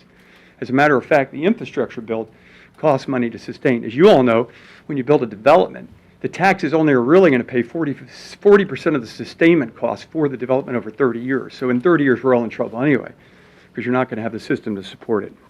I'll end with this, and mine's from the heart. I'm not statistically astute as my good colleagues here. The tax base, it'll help temporarily, but at what cost? And at what cost do we define trafficability, environmental issues, and aesthetics? Folks, we pay for aesthetics. We all like to go to Blowing Rock. We don't go there because they have warehouses. We go there because it's a wonderfully small little community with lots of little retail stores. And we pay a premium to go there. It's expensive. Get a $7 ice cream. But here's the deal. Will Troutman be the aesthetic front porch community that we aspire, that the document that we spent $25,000 on 3 years ago, if we're not going to abide by that, I would tell you it will not be aesthetically pleasing. And all of you have a garden, and all of you have bushes in your front yard, because it's aesthetically pleasing. Let's keep a Troutman an aesthetically pleasing town, and let's build smartly. That's it. Anyone else? Good evening, Mr. Mayor and the council. I'm Mark Klinger. I've also been a resident of Troutman for 16 years, and I consider Troutman home. The town of Troutman must recognize the importance of planning. Because of the expense of time and money, and with the input from the community, the town developed a comprehensive future land use POP plan. From time to time, it would be expected to deviate from that plan when it's necessary and when it's appropriate. However, this proposal, this industrial development, is a gross deviation from the plan.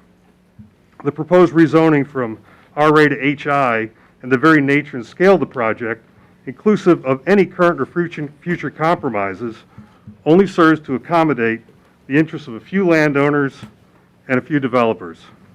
It does not align, and it's not consistent with the future land use plan that was adopted by this community by all definitions. The mystery surrounding the ultimate tenant, the lack of clarity regarding the use of the facility, the ongoing discrepancies in the information provided by the developer should make everyone wary and cautious. On this site, given the choice of building 300 houses with families that call Troutman home, or an extremely large industrial distribution facility with all the negative impacts that go along with it, I choose community over industry in this case, right, as our planning board did, and as this council should. I'm not proposing that Troutman should not grow, but we should be consistent with the plan that the town and its citizens mutually agreed upon. Let's find better opportunities to fuel that growth within the limitations of our current infrastructure and continue to make Troutman a great place to live. Thank you for listening, and I hope you've already made the right decision.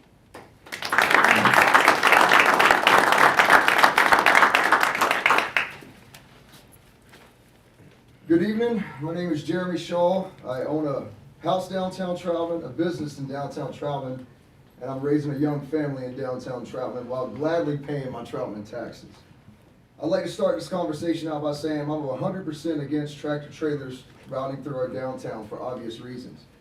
However, I've spoken with a few town employees and gathered information that's helped me understand the potential placement of the warehouse. I'm a little confused to why the information wasn't transparent, and I had to dig. However, moving forward, I'm going to try to attempt to explain the pros and cons in my own opinion for the big picture of Troutman and list a plan to eliminate the cons. First, talking about the facts. This is America, and we cannot dictate how landowners want to sell their land. It is in fact that if the warehouse does not get approved, there are backup contracts for large residential neighborhoods.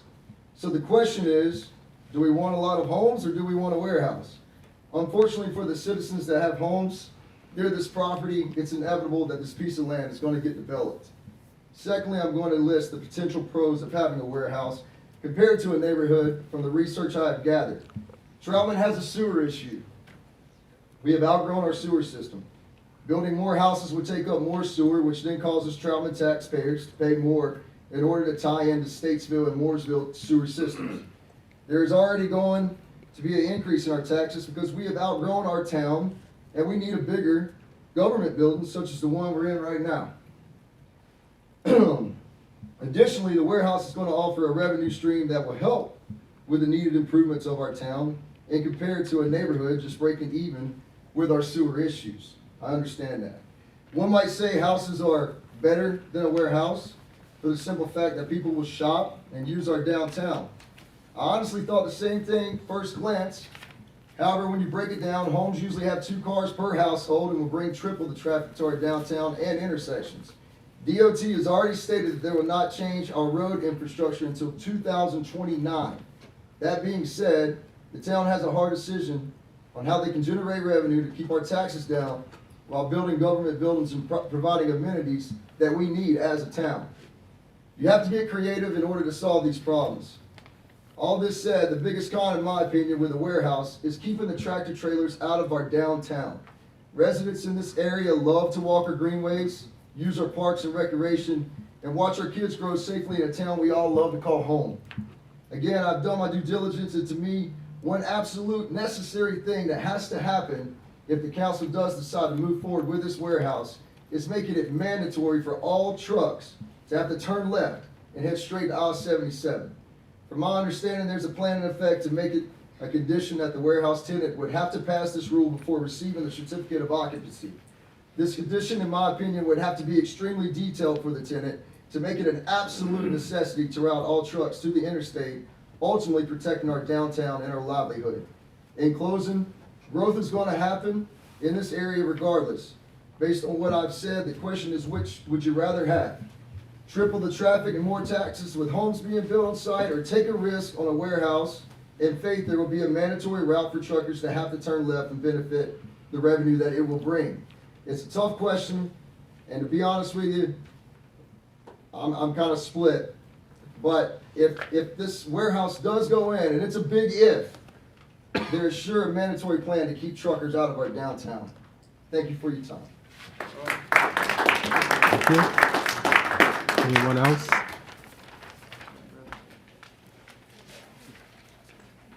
How much time is left of the 30 minutes? Hi, my name is Doris Spangler. I live on Rigo Drive in Outside Bill. The 2035 future land use plan parks, the proposed area for medium-density residential. The 2018 strategic plan reported on the annual average daily traffic stated in the study area, US 21 carries between 12,000 to 17,000 vehicles per day, and truck traffic exceeds 800 vehicles passing through the downtown. It doesn't matter if these vehicles are Troutman residents or not. Too much traffic is just too much traffic. I have a major concern with the noise pollution and diesel fume odors, since this will be 100 feet behind my property line. The EPA recommends to limiting exposure to noise levels to 70 decibels for communities. The National Institute for Occupational Safety and Hazard considers 85 decibels too loud. The decibels for a semi-truck are between 90 to 120 decibels, depending on how fast they're going. Truck noise includes idling, exhaust, brakes, horns, the loading and unloading of trailers, backing into docks. With the potential of up to 480 loading docks, 400 plus truck trailer parking spaces, and a round-the-clock three-shift business, don't you think we will expose to far more harmful decimal levels based on the recommendation of the EPA? And by the way, a 10-foot earthen berm only reduces noise pollution by 2 decibels. The CDC reports exposure to diesel fumes can cause eye irritation and changes to lung function.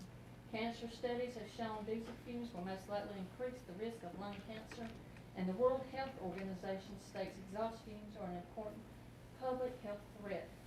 I'm very concerned for the health of our neighborhood, and especially for the health of the children in our neighborhood. The National Fire Protection Association reports there are over 1,200 warehouse fires annually. Surprisingly, automated retrieval systems like the one discussed in the October meeting has begun to present new fire risks that can not only spark a fire, but makes fires extra difficult to extinguish. Emergency response vehicles have a difficult time now trying to maneuver through traffic on 21. Will a potential fire spread to the properties on Levo Drive before help can arrive?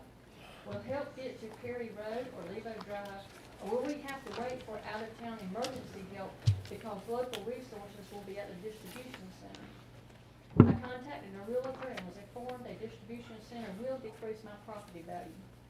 People who have looked at a property for sale near me lost interest when they found out what the zoning signs were for on Perry Road, and that's where the realtor selling the property.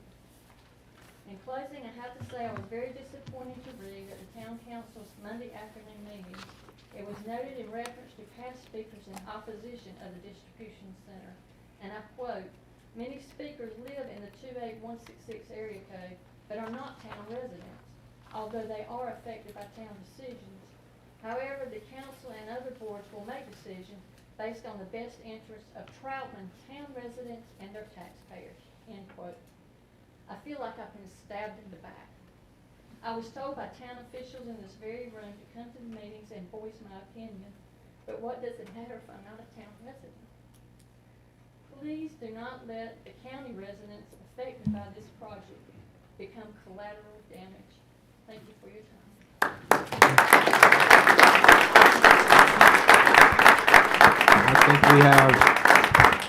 I think we have one more, and I believe that's the time. One more after me. No, you or yeah. I'd like to put one thing to bed. I was here during the October meeting with the developers at the community meeting. State your name, please. And I would like, my name's Jeff Ott. I'm a resident and I also work here. I want to confirm with the developers that they verbally told me at that meeting that there would indeed be around 1,000 semi-trucks visiting this lot on a daily basis, and that they were the ones that told us that there would be roughly 1 semi per minute during peak hours on a daily basis. Would you mind confirming that you guys did tell us that? Well, these are comments to the council at this point, so they're not obligated to respond. Well, then I'll confirm for that you can reflect on the recordings from that day that they did confirm and give us that information. And I would like to point that out, that if Jack showed up, he would have held clean out of his chair. I'm a resident, I work in Troutman. All my livelihood is here. I'm against this project for many reasons, most of which you've already heard about from other individuals tonight. I stand opposed to this project. It does not conform to the future land use map. A lot of time went into making this map. If these warehouses are approved, that is not all you are approving. We do not have the infrastructure for this project. From here on out, our entire town will be molded by the needs of the building and not the needs of the people. We will be trading future and current small businesses and shops for future gas stations and truck stops. People will see our town as a giant warehouse. It will be a less desirable place to live and visit. This last election was a referendum on this sole issue. And if this town council chooses to vote yes on this project, I'll make sure the next election will be too. Thank you.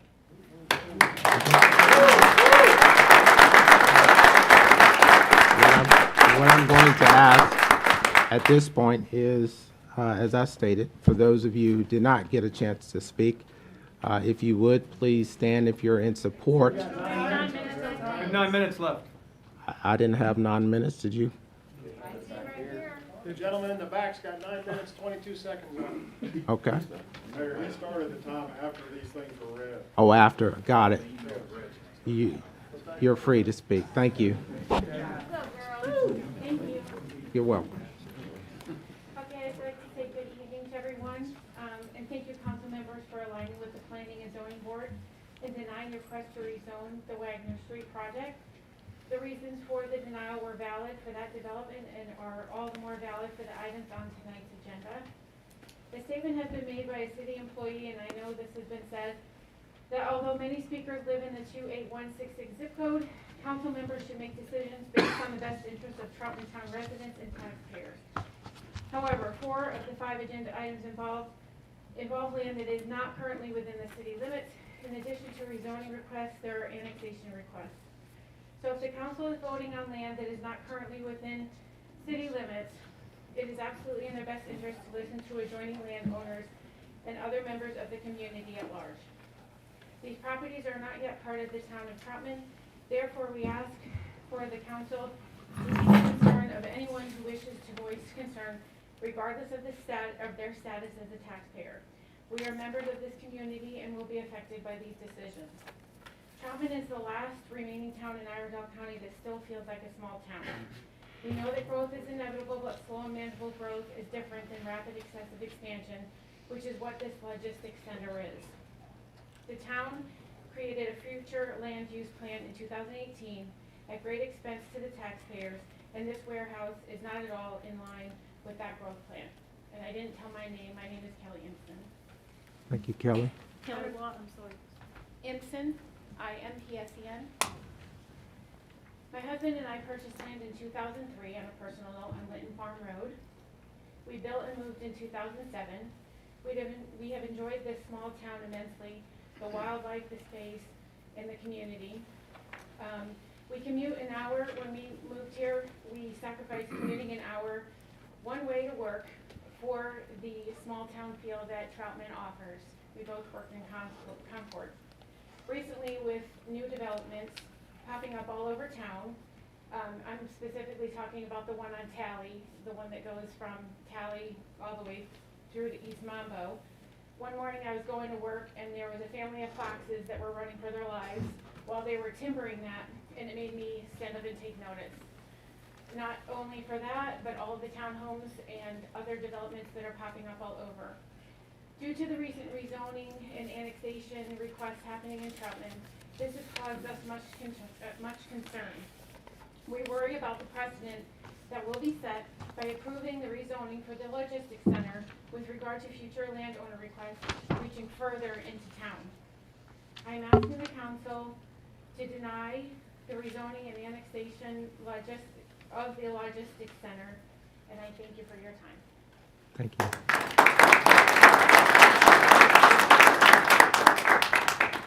Michael, any other time? There's 5 minutes. All right, one more.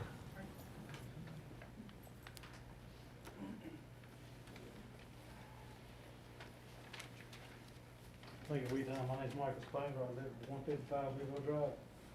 Most of these folks in here does what I wanted to say. I just want to say I drive a truck for a living. Truck drivers are going to take the easiest route out of the warehouse, regardless whether it's left or right. You got 4 stoplights between that building and 77. One truck equals the length of one truck is like 70 to 80 feet. You can, average size of a car is 15 feet. You can fit 4 cars into one truck. When them trucks hit them stoplights, they can't take off fast. Every stoplight, them trucks will start stopping. And traffic is not only gonna back up northbound, but it's gonna back up southbound too. Every truck is gonna stop them lights. So what you're doing here is, if you approve this, you're gonna create a 150 on Highway 21. And that's what you're looking at. Okay? I heard a lot about concerns about you don't want traffic to back up in town, trucks going through town. Well, it ain't going to be trucks, but it's going to be cars, and there's going to be stoplight after stoplight after stoplight.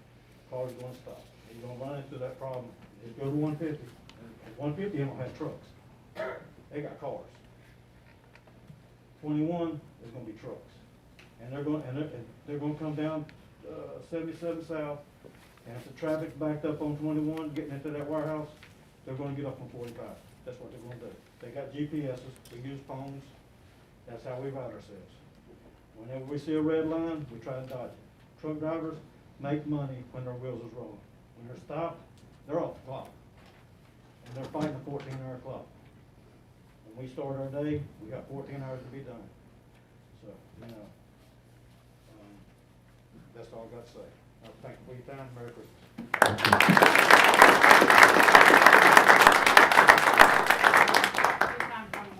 You got more time? Sorry, Vance, I'm not a public speaker, You so got, I'm gonna step to. you have 3 make my way minutes. through this, Please state your name. Okay. You got 3 minutes. My name is Macy King. I feel like I'm uniquely positioned to speak here simply because, A, I live on South Main Street, right near Autumn Leaf, but also I work in supply chain management. I work for Walmart down the road, and I've also worked for multiple Fortune 500s in supply chain, so I'm very familiar with all this.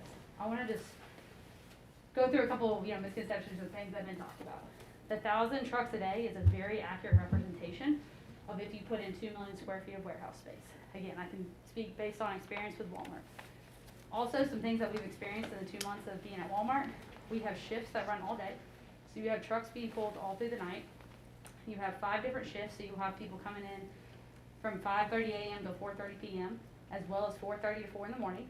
So you will have roughly, probably over 1,000 employees coming and going during those times. But also, we've had issues with crime. We have people that come in and steal. We have the police there daily. We have employees coming in high on drugs and alcohol. So they are driving into Troutman while they are under the influence to come to work. And my biggest thing is, everyone says, oh, it brings jobs to Troutman. It really won't. We have over 50 salaried employees, and we probably have 4 that live in Troutman. Most of those were out of state and relocated here. They chose to relocate to Charlotte, Mooresville, or Statesville. So it really is not bringing jobs. Even the hourly jobs are people from Statesville. So while I'm all for growth and managed growth, my experience in supply chain, my experience as a resident in Troutman, and my experience working in Troutman, I really think this should be heavily considered and thought of because, again, I've seen so many negatives come from this and working firsthand and seeing all this stuff. So that's all I have to say. Good job. Thank you.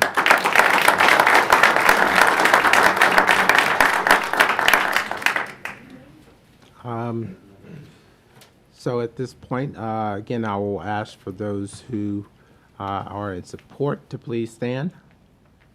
If you didn't speak, and if you didn't speak and you're in opposition, please stand. Stand. Okay. Stand. Are you guys in opposition for the warehouse? Anybody that didn't speak that opposes the warehouse? Yeah, if you didn't speak, right? Okay. Got at least 12 people back here. Got a hallway full of them. All right. Okay, thank you. At this point, council, you've heard a number of comments, and before we close, I don't know if the applicant wants to address any of the concerns that were shared before council makes a decision and I close this public hearing. but I'll give you 2 minutes to respond. Thank you, Mr. Mayor and Council. Again, Matt Prince speaking on behalf of the applicant. I want to thank Council and the community for this forum this evening. We are committed to partnering with the town on solutions for traffic. Many valuable ideas have been raised, and we are committed to doing everything that we can through our investment and in coordination with the town and NCDOT to mitigate and prohibit truck traffic going through downtown Troutman. We discussed several solutions to do that tonight, and we will continue that process, if approved, after tonight, all the way through completion of these buildings. And then lastly, several questions were raised about our traffic impact analysis. Without getting into the veracity of those comments, I would just say that our TIA was scoped and approved by NCDOT according to their regulations and their specifications, not ours. And if there are additional questions for our traffic engineer, he's available to address those. Okay. And with that, I'll conclude and say thank you. Thank you.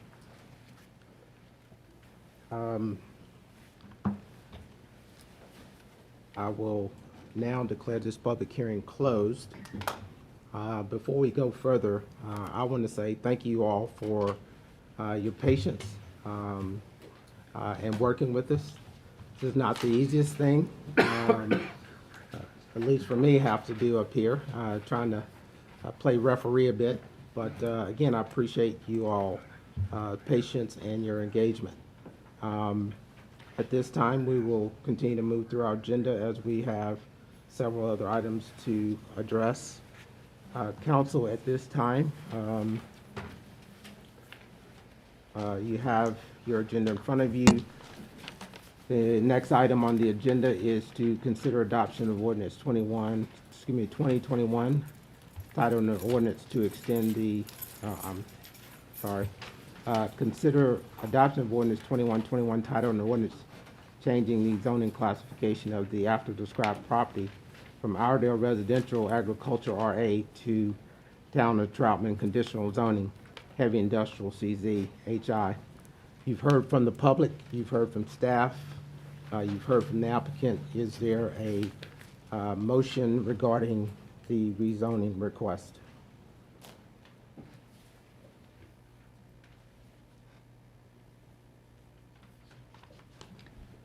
Mr. Mayor, I make a motion that we rezone as requested conditional zoning highway business CZ-HI zoning. Okay.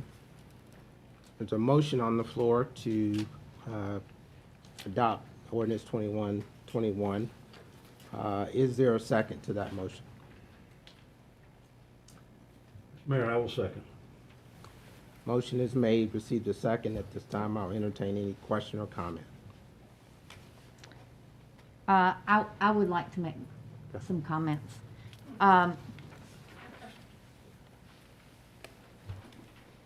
I specifically have heard everyone. I came to all of the community meetings. I came to planning and zoning. I understand, even though you probably think I don't understand, but I do.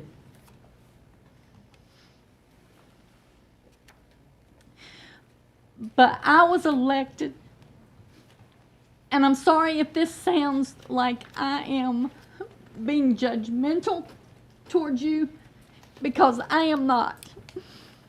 But I was elected by the tax-paying citizens of the county, of Troutman.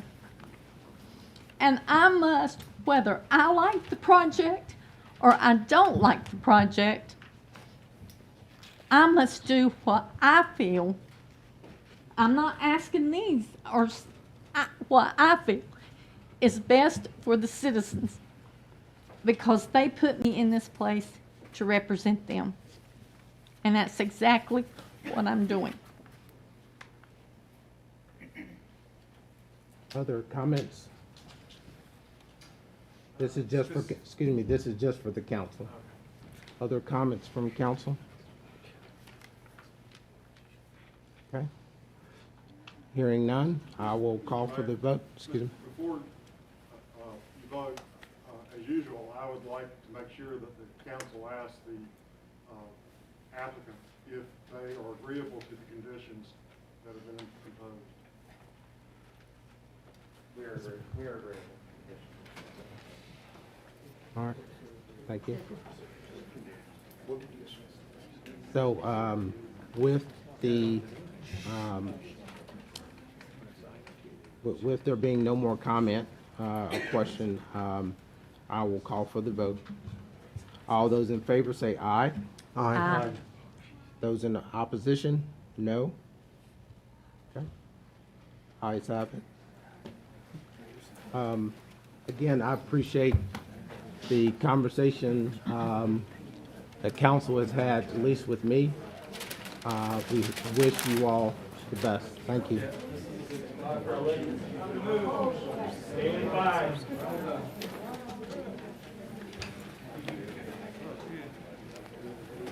We'll pause for a moment and let folks leave.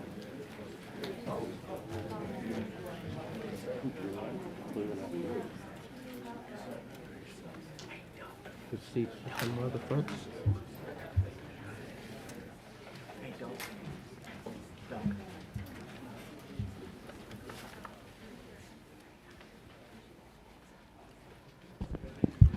All right, we will move forward with the next item on our agenda. We need to do that. Oh, that's right.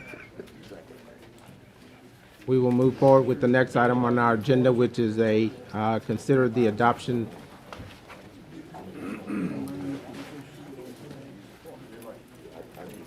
Thank you. Okay.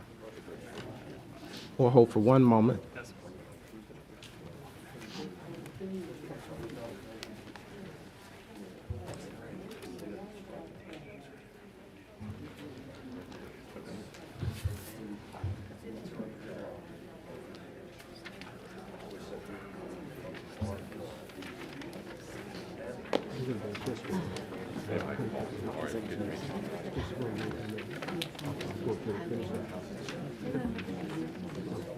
Some of the things that one person that lives there, she was reporting her last when I started talking. Okay, yeah, that's right. He's always on your shoulder. He's always on my shoulder. Keep it up. We thought we were supposed to go first. You had to grab some dinner. I might want to ask her. She knows. Town manager.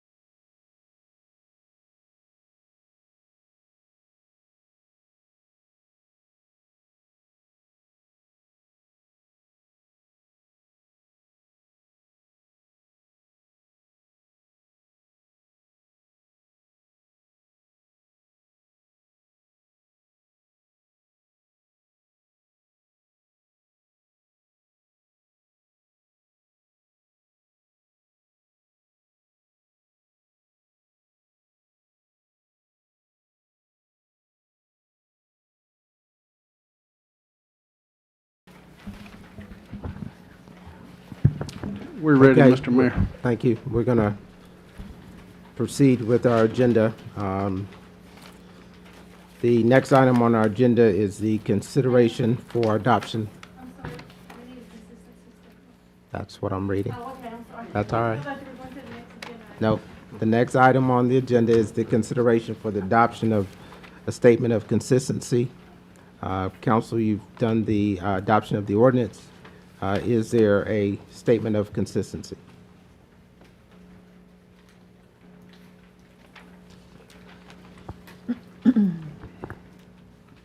I'll read that, sir. Okay. Rezoning to conditional zoning heavy industrial is consistent with the 2018 Troutman Strategic Plan's key guiding principle of encouraging smart growth. The request is consistent with the currently adopted Unified Development Ordinance. This request is reasonable and in the public interest as it proposes to allow industrial development in areas of Troutman where it is appropriate. Okay, motion's on the floor regarding a statement of consistency. Is there a second? Second. Motion's made, receive the second. Any question or comment? All those in favor say aye. Aye. Any opposition? Hearing none, motion passes. We will move on into the next item, which is an annexation request, AX 2109, non-contiguous. Applicant is Michael Nealon, NREM North Carolina LLC, 6 plus or minus acres. The PIN is 473-034-1291, located at 134 Honeycut Road. I will now declare this public hearing open. We will abide by the same rules as the last annexation and rezoning. We will allow for the applicant 15 minutes, if they so choose, 30 minutes on each side, and we will finish up hopefully no more than an hour and a half. So with that, I will turn it over to Mr. Yes, this is an annexation request, as the mayor had mentioned, 134 Honeycut Road. The applicant is NREM NC LLC. It's about 6.38 acres, and the following rezoning case is part of this annexation request. With that, if anybody has any questions for me, I'm happy to answer it. Okay. Didn't know you were up there to do the presentation, Andrew. Any question for Andrew at this time? Okay. Hearing none, we will go ahead and open it up for anyone who is here as the applicant. Okay. Good evening, Mr. Mayor, members of the board. My name is Michael Nealon from NREM NC LLC. Andrew's done a great job preparing the presentation. Just looking for annexation into Troutman, really just to gain water access. Right now it's in the county, and we have the rights to subdivide it as is, but we'd like to tap into the Troutman water service. So if there's any other further questions, I'd be happy to answer them. Thank you. Great. And if I may, Mr. Mayor, to add to what the applicant just stated, they contacted us for town water, and the simple question was, do we have to annex into the city for town water? And I checked with our engineers. Neighboring cities and towns adopted a policy some years ago, as did the town of Troutman, that used to, it was we would provide external water services, and the persons would just simply pay an external water fee. And towns and cities around us, as did Troutman, quit doing that policy, and they simply said, to get our water, you have to annex in. So it's one of those situations to where it's better for towns and cities to provide those services that the applicant annex in. I advised Mr. Millen of that, and he said, no problem, we will make that request and go forward.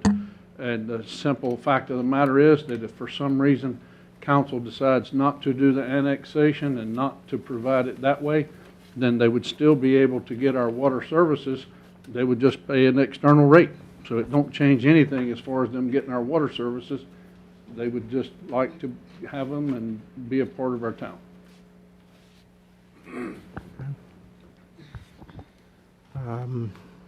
Now we will ask if there's anyone else or anyone who would like to comment in support, and we will do that for 30 minutes if needed.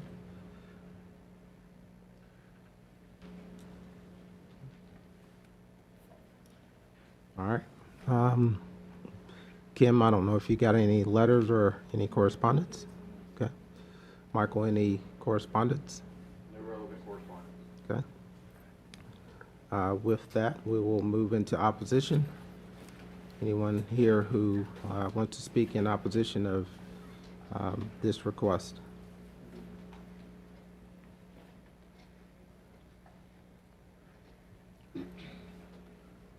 I'm Ed Brooks. Can I ask a question? Or no? I mean, like, from what I just understood. Yep, ask it of council and we'll make Okay. sure it's announced. So this rezoning is, you know, I'm against it because the way that I've talked to other people, if they get on city water, they can put in a lot more houses because you have to have a well and then you have to have your septic. Before you go there, this is just the annexation right now, not the rezoning. The rezoning will be the second part. Okay. Yeah, this will be bringing it into the town at this point. The Okay. rezoning is next. Anyone else would like to speak in opposition of the annexation request? All right, thank you.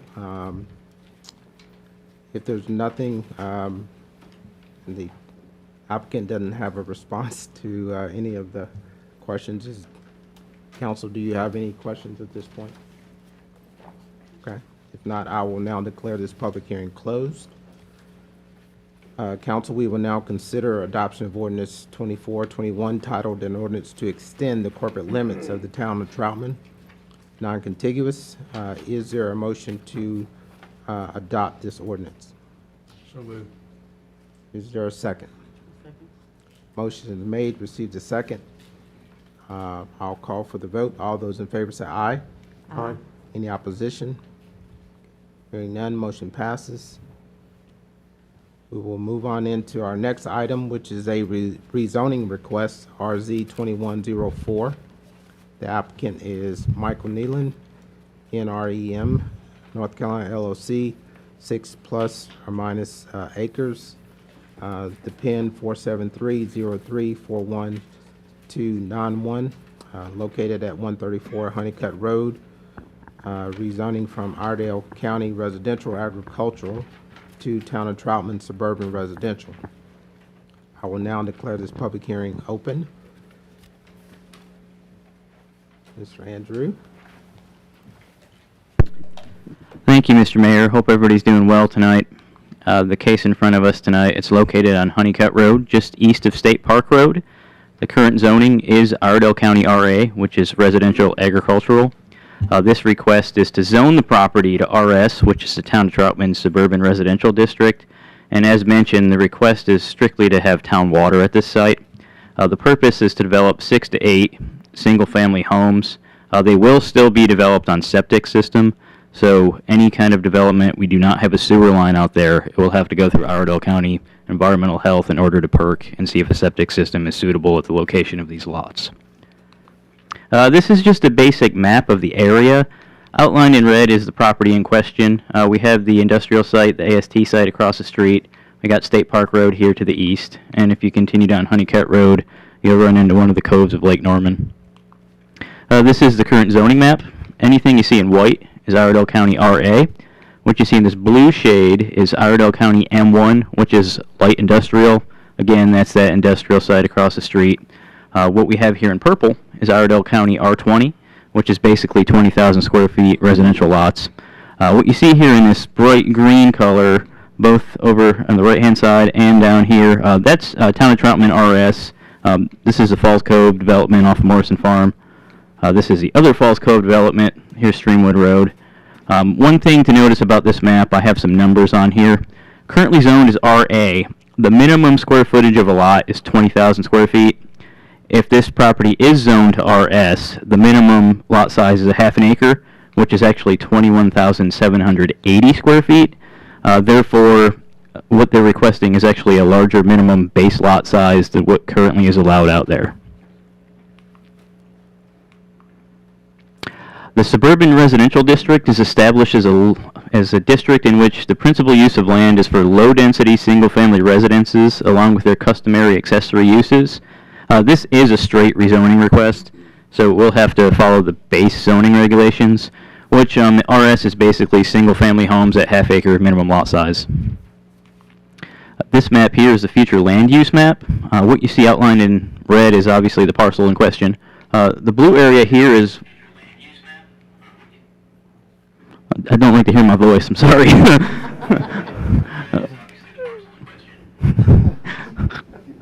I'm going to have some nightmares tonight, I think. Anyhow, what we see here in blue is what's known as special lake uses. This isn't one that's common and one that we haven't presented very often, so it's kind of a new one on me. Special lake uses, these are areas in the vicinity of Lake Norman. They promote low-density developments through conventional subdivisions or conservation cluster subdivisions while allowing a variety of open space uses, including parks, greenways, nature preserves, and agricultural uses. It mentions developments such as restaurants and recreational attractions that complement the area should be allowed here. However, without sewer access, I think that's a little far-fetched in this area. This property does fall within both the protected and the critical area of the Catawba watershed. Single-family residential units may be approved without the high-density option if, one, they do not exceed 2 units per acre. The maximum density in the RS district, which is being requested, is 2 units an acre, so that condition would be met. Also, no lots are less than a half an acre in size. The minimum lot size in the RS district is a half an acre, so once again, that condition is met. I did want to point out that the county allows, the watershed, the county is a little bit more restrictive than the town. The minimum lot size in the watershed in the county is between 25 and 30,000 square feet, depending on if it's in the protected or the critical area of the Catawba watershed. Therefore, the watershed restrictions may be more restrictive in the county than in the town. The staff recommendation, we recommend that the council approve this request. One, because the special lakes use calls for conventional lower density development. 2 lots per acre is considered a lower density development. The base minimum lot sizes are actually larger in the RS district than what is currently zoned. Obviously, the watershed, depending on what kind of development was asked for in the county, that may not be the case being in the watershed. The site would be developed according to the town ordinance standards rather than Iredell County standards. And then the site being developed with town water would eliminate the need for individual wells. Planning Board did recommend Town Council approve this request and that the request was consistent with the strategic plan and the future land use map. The council options is the same as the last case. We can rezone to suburban residential, rezone only a portion of the property, rezone to a combination of districts, rezone to a less intensive district, deny the request, continue to a specific date, or table the request. Much like the last request, since it has been annexed, the town is required to assign a zoning designation, whether it's going to be the RS or not. And again, if that comes up, we can get in more discussion on that. With that, I'm finished with my presentation, and I'll open it up for any questions. Any questions for Andrew? Any comment from the applicant? At this time, we will continue to follow our procedures. I'll ask Kim, any comment? I assume still the same. Same for Michael. No relevant comments. Thank you. We will ask for anyone else who wants to speak in support of this rezoning request. Okay. Anyone who wants to speak in opposition of this rezoning request? And now is when to ask your questions if you were going to.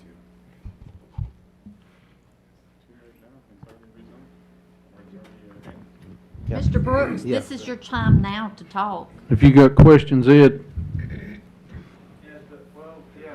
I mean, my question is, with the people I've talked to, I mean, anybody would rather have less houses behind them than more houses. And the people I've talked to said that by not getting them on the county water would, having to separate the wells from the septics would allow for less houses back there. So that was my question. I mean, we would rather have less houses behind us than more. And so, and from the builders and developers I've talked to, when they have to put the well in, the septic has to be so far behind that. And so that was my question. well, Mr. Mayor, may I? Yeah. What they've told you, Ed, is true conventionally. If it was not to where the town would provide them water, that part would be true. If it were to where no water source would be available, that's probably true if they didn't build a community well, for example. There's several options, like was discussed at the previous meeting, that could be or would be available. But in this situation, and full transparency and disclosure, just like I said to council, when they ask us whether they had to annex or not, the water is available. Whether they pay an external rate or an internal rate is the only issue. So that part would happen one way or the other. So that part being off the table, that kind of takes the discussion as far as whether the city water, town water would be available. They still have to go through the county as far as the septic permits. They still wouldn't be a higher density than two houses per acre, assuming that they would get the permits for the wastewater and the septic systems to be built, depending on the topography and all the tail lines that needs to be done. But all that being said, even if they built a community well out there, that don't mean that they couldn't have built 12 units on 6 acres to begin with. That still could have happened whether we provided the water or not. Thank you. Yes, sir. Thank you for coming. Other comments in opposition of this request?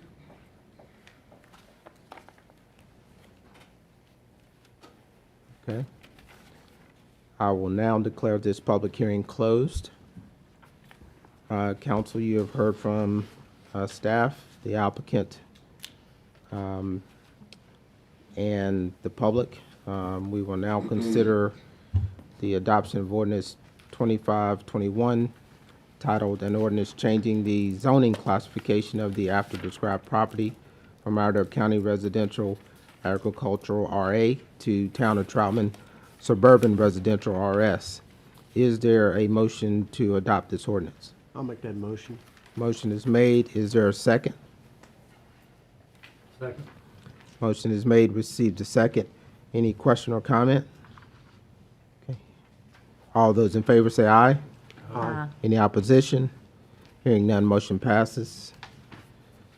We will now move to the next item, which is to consider the adoption of a statement of consistency. Would someone please read a statement of consistency regarding this rezoning request? I'll read that. Rezoning to suburban residential is consistent with the 2035 future land use map to allow appropriate low-density residential development at this location. The request is consistent with the currently adopted Unified Development Ordinance. The request is reasonable and in the public interest as it proposes to allow low-density development in areas of Troutman where it is appropriate. Okay. Motion's on the floor to, regarding our statement of consistency. Is there a second? I'll second. Motion is made, received a second. All those in favor say aye. Aye. Any opposition?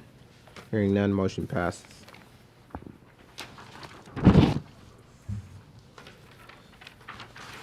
We will now move to our next rezoning request, which is CB 2109, applicant Ronald Scott Parmenter, project Linton Street, Townhomes Phase 2, 1.87 plus or minus acres. The pins are in your agenda, and that is rezoning from central business to conditional zoning, central business. I will now declare this public hearing open. Turn it over to Mr. Andrew again. Thank you again, Mr. Mayor. This case, Lick Street Townhomes. The location is Linton Street. This is going to be between Talley Street and Goodman Road. The current zoning is central business. This request is to zone the property conditionally to central business. The purpose is to develop Phase 2 of the Linton Street Townhome development, which consists of 24 units. A couple things with this. The reason why they're required to go conditional to have this development approved is when the UDO was adopted in 2019, it made a condition that any attached single-family housing in the CB district must be approved conditionally. And so Phase 2 was not approved at that time. That's why it's in front of you tonight. I do want to mention that the multifamily development in the CB district is allowed by right, which I kind of see as a little bit inconsistent, but anyways, that's what our ordinance states, so that's why we're in front of you tonight. This is, once again, a map of the property. The two properties in question tonight are outlined in red. We've got Linton Street, so the front on. To the east, we've got Main Street. Right here is where we sit tonight at Town Hall.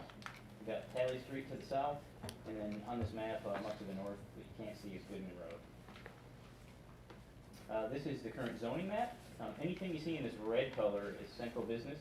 What you see in the orange is our town residential, which is quarter-acre lots. Anything you see in this light green is suburban residential, which is half-acre lots. And then what you see in this kind of bluish color, this is our office institutional district. Again, this is Main Street, Linton Street. And what we have directly to the south right here is going to be Phase 1 of the project, which is 6 townhomes. The Central Business District for the UDO is the historic and cultural center for Troutman and embodies a scale and proportion that reflects this area's role as the heart of the community. It supports a diverse mix of activities and uses in smaller scale buildings with pedestrian and bicycle-oriented infrastructure. Again, a conditional zoning is required for townhomes in the CB district. Phase 1 was approved prior to the current UDO, that's why it was allowed under right. This request is based on the concept plan that was provided in the packet. This is a future land use map. Properties are outlined in blue this time. What you see here in yellow is the town center district, which basically runs parallel to Main Street and Linton Street. The town center district is an area that contains a variety of office, retail, and high-density residential uses. Preservation of historic and cultural elements are critical in this area, as is promotion of small-scale, locally owned retail establishments. This is the site plan that was submitted by the applicant that this conditional zoning is bound by. We've got Linton Street here. We've got an entrance right here off Linton Street, and we have 24 townhome units on two parcels that are shown on the other map. There is some screening. Every condition that's required in the UDO will be required to be met. We've got sidewalks running in the front of the townhome units, screening around the perimeter of the property, and the applicant will be able to discuss a little bit more of the site plan if council has questions. This is a conditional zoning, so if it's approved, it has to be constructed based on the concept plan that was shown, and it's included in your packet. Engineering documents are required to be submitted and approved by the town's technical review committee prior to any work being done on site. Again, this is in the watershed. This is in the protected area of the Catawba watershed. This will not meet the low-density development, so this would have to fit under the high-density development. The high-density development requires it does not exceed the maximum density of the underlying district. In the CB district, there is no maximum densities for residential uses, so this condition is met. Engineered stormwater controls, known as BMPs, are required to be provided. BMPs are shown on your concept plan.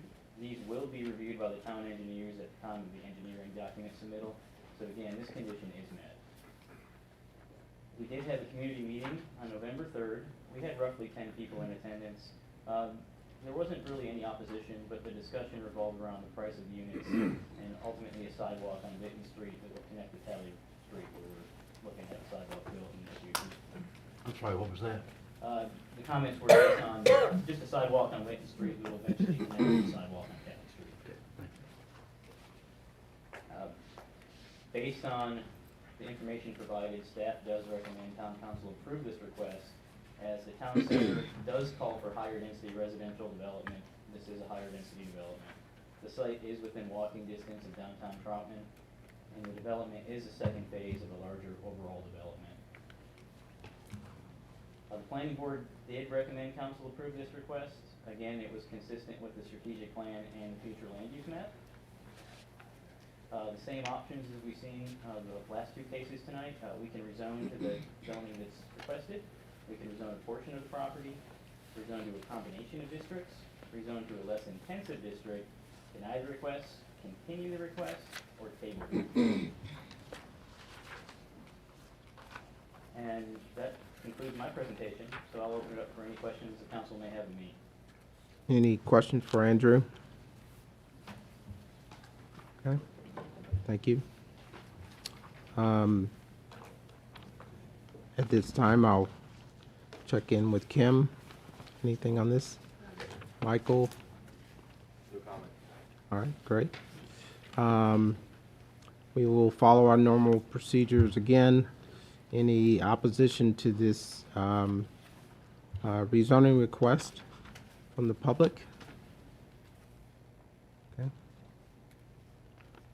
Any support? Should have started with.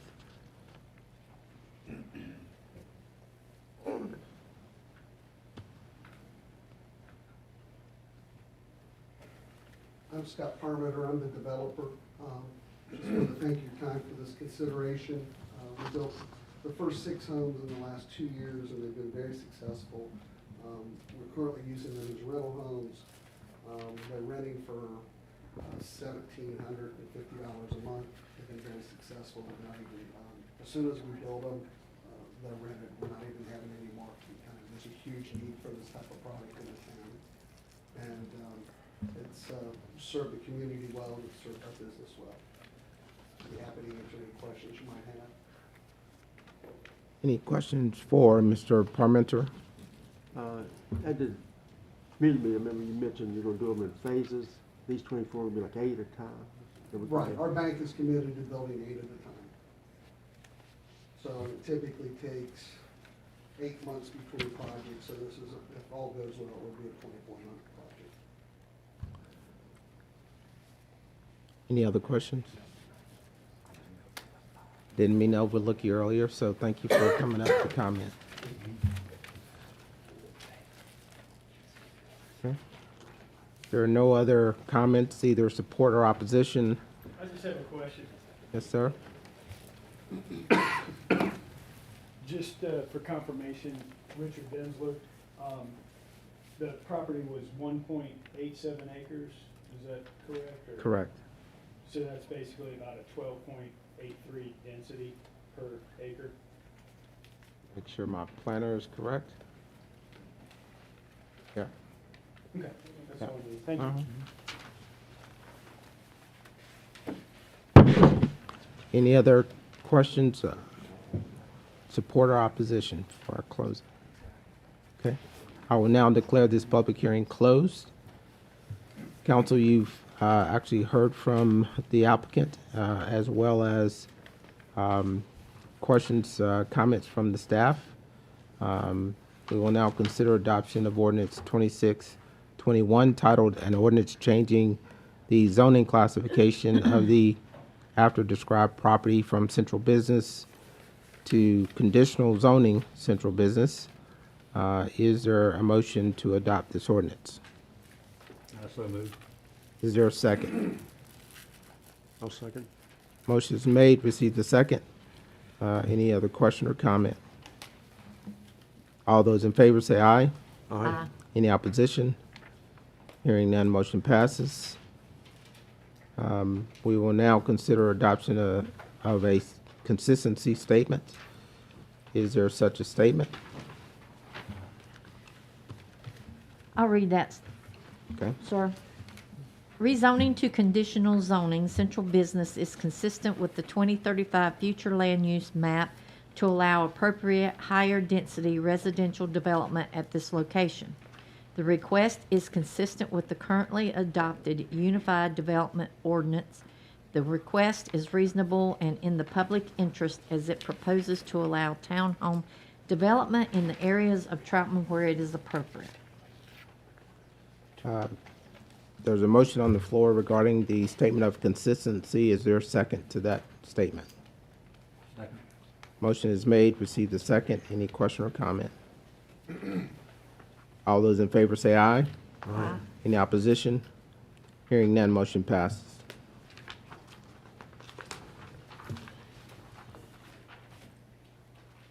Gary, I didn't ask you a legal question, but I assume because everything was covered, My understanding is with no conditions. that's what I was assuming. All right, thank you.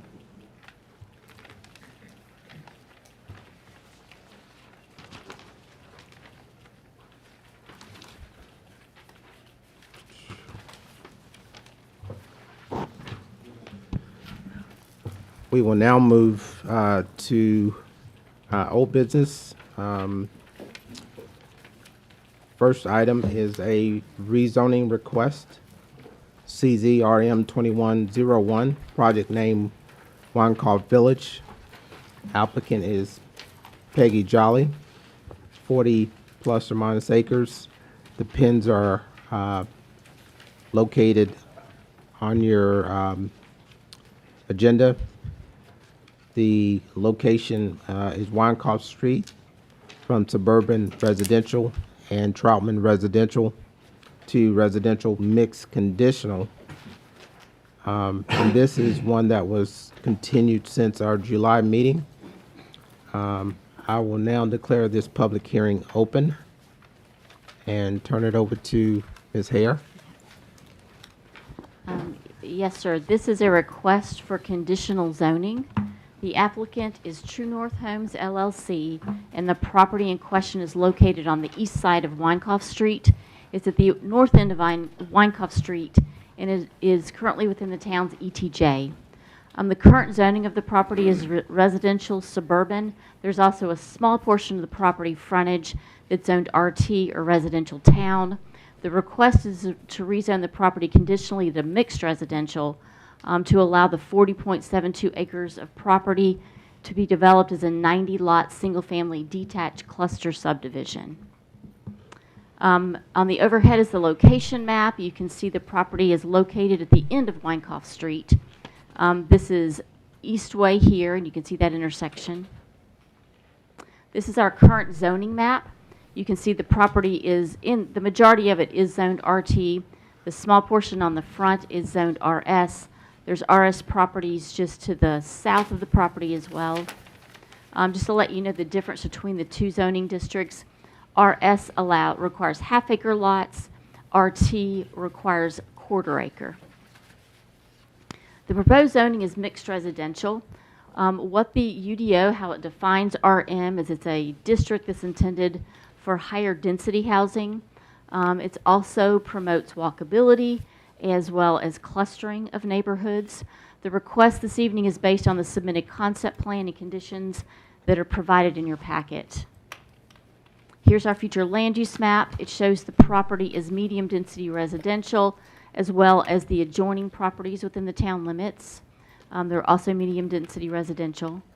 The definition of medium density residential per the land use plan or strategic plan is single-family residential development in close proximity to commercial areas and arterial transportation corridors, such as Eastway and Main Street. The density of medium-density residential per that plan is typically 3 to 4 units per acre. It's also designed with conservation and clustering in mind.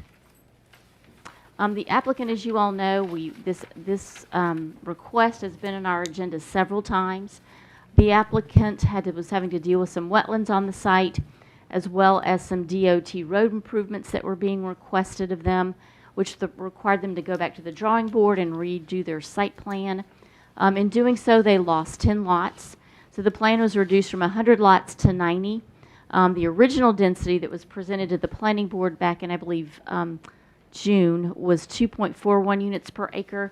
The current density is 2.17. If approved, this development will be constructed based on the concept plan before you this evening. Of course, engineering documents will also have to be submitted and approved by the town's technical review committee prior to any work being done on the site. A traffic impact analysis was done on this project. It was completed by a design resource group. Recommendations from that TIA included the NCDOT requiring the existing travel lanes on Wynkoff be widened from 8 feet to 12 feet, all the way from Southeast Eastway Drive to the intersection across the project site frontage. So basically, widening of Wynkoff Drive is going to be required of this applicant.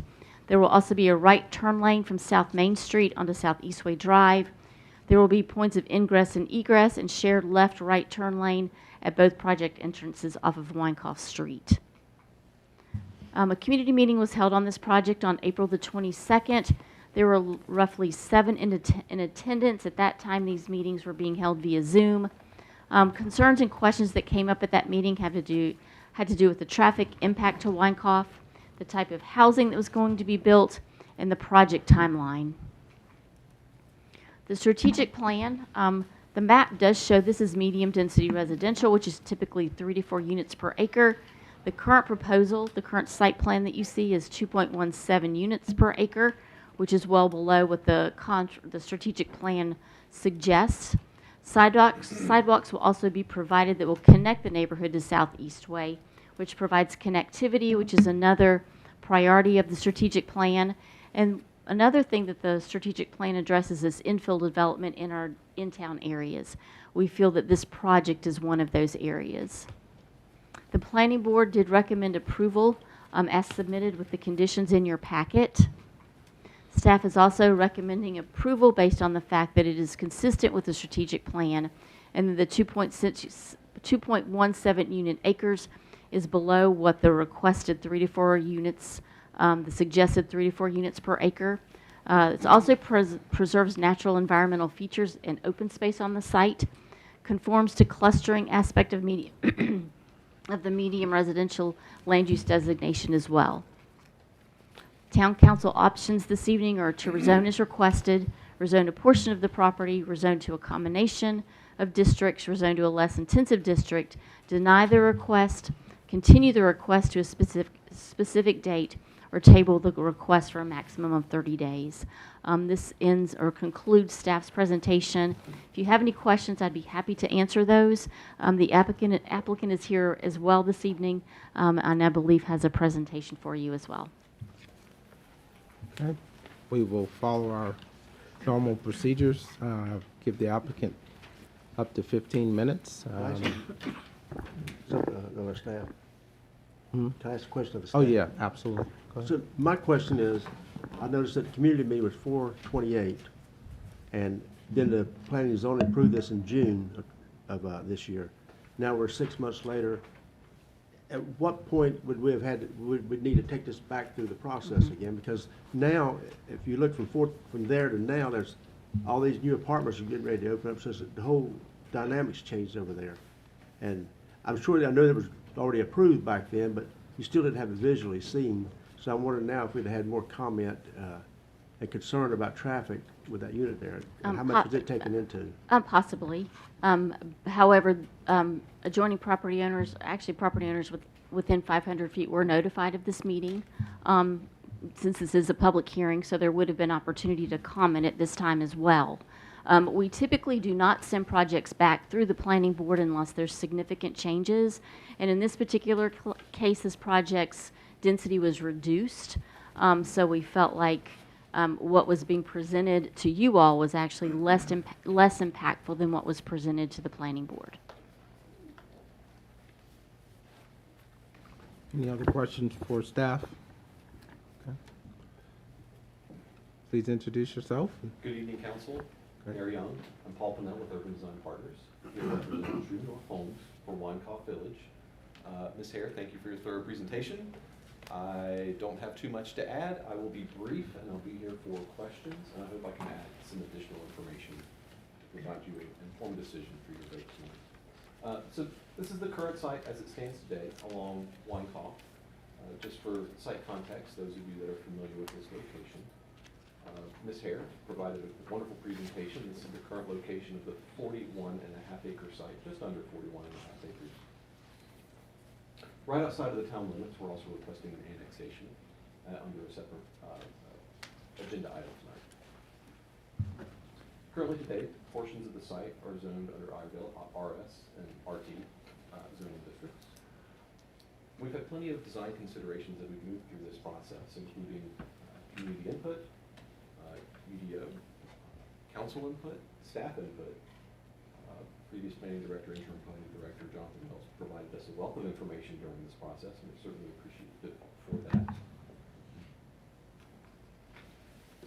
And this is also directly adjacent the previously rezoned and approved Model J zoning site. So our petition will actually connect directly to this approved site as well. So to provide a little bit of background as to why this site changed, previously back in June when we presented this to planning board, the site plan included 100 single-family detached homes. During that process, we had a wetland consultant go out on site, provide us some investigation of potential environmental features that have been discovered out there, and we had discovered that there are some significant wetlands and streams on site in which we had to react to that appropriately to make sure that we protect those environmental features on site. As a result, the site plan needed to be revised. We had one stream crossing on site, and 10 single-family lots were removed from the overall petition, thus reducing our density to 2.17 dwelling units per acre. The benefit of this particular petition is there's actually quite a significant amount of open space on site. So under this particular zoning petition, which we're requesting as a CZRM district, we're required to have 4.15 acres of open space on site. As of right now, we're providing 17.19, which is just over 40% open space, which is quite significant. Now, the reason why we feel this is significant to mention is because it's a change in how people want to live. So many people these days don't want to take care of a half-acre lot. They still want their single-family detached home, but they want smaller lots to tend to and take care of. So now, the majority of this development is in open space, which would then be maintained by a future HOA, which would include open space areas, amenity space areas, walking trails, and a portion of it would actually connect to the Troutman Greenway system that's currently in plan. Just a quick rendering, just to help illustrate what's being proposed out here. The TIA, which was provided by Design Resource Group, studied 9 intersections out here. One of which you can see in the bottom right-hand corner, which is actually quite a ways outside of the required study areas typically laid out by Troutman. But during scoping with NCDOT requested for us to study this particular location. And given the 90 units that are being proposed here, this was actually the intersection that required some improvements. So at this location along Eastway, along 21, there's a proposed right turn lane to Eastway to help the flow of traffic along 21 that would help mitigate the new trips related to this particular petition. In addition, Wov is also being widened to help the flow of two-way traffic, and those commitments have been made within the development conditions for the rezone. This is just a figure diagram of what's happening here. So we've got in the bottom right-hand corner, is this laser? Let's see, there we go, right there. So you've got your through along Highway 21, and then a proposed right turn lane with 100 feet of storage. onto Southeast Way Drive. Just for a little bit of context, so everyone knows what's going on here. This is the current proposed Wov Village site up here, and then this is Wov. So the most significant change, probably worth noting here, is a request for a reduction in side yard. So typically within this zoning district, the side yard is 10 feet. We're requesting a side yard of 6 feet, which would actually mirror the adjacent Marley J development. Now, the reason for that is when you have a wider area, same lot width, but when you have a wider building envelope, you can actually create a much better architectural facade and have a much better design rhythm along the public streets that are being proposed. So under the previous petition, under this petition, but under the previous site plan with 10-foot side yards, you really only have enough room for a 2-car garage and a front door. What we're requesting for now would actually increase that building envelope within the same width lot, but it would generate an opportunity to have a 2-car garage, front bay windows, a nice porch, and a front door. And we believe it actually generates a much more pleasant, much more agreeable architectural facade for the community. We wanted to include the survey that we completed just for reference purposes. And at this point, I would like to open it up to any questions council may have. Thank you. Thank you. Council, any questions for the applicant? Yeah, I read through, you're going to have 1-story houses and 2-story. How many of each? That's a great question. That hasn't been determined, but what we have committed to is minimum square footages within each individual home. I think the 1-story was 1,400 square foot minimum, and 2-story was a minimum of 1,900 square feet. And Councilmember Harris, I failed to answer one of your opening questions during my presentation. So the TIA that we completed did account for the 80 apartment units along Wov. So those were actually incorporated into all of the traffic counts during the scoping process with NCDOT. I just wanted to make sure that that was made clear. Thank you. When the widening, at what point will that, what's the trigger for the widening to take place of Wov? That's a great question. I do not want to misspeak, so let me look at the development conditions and I'll let you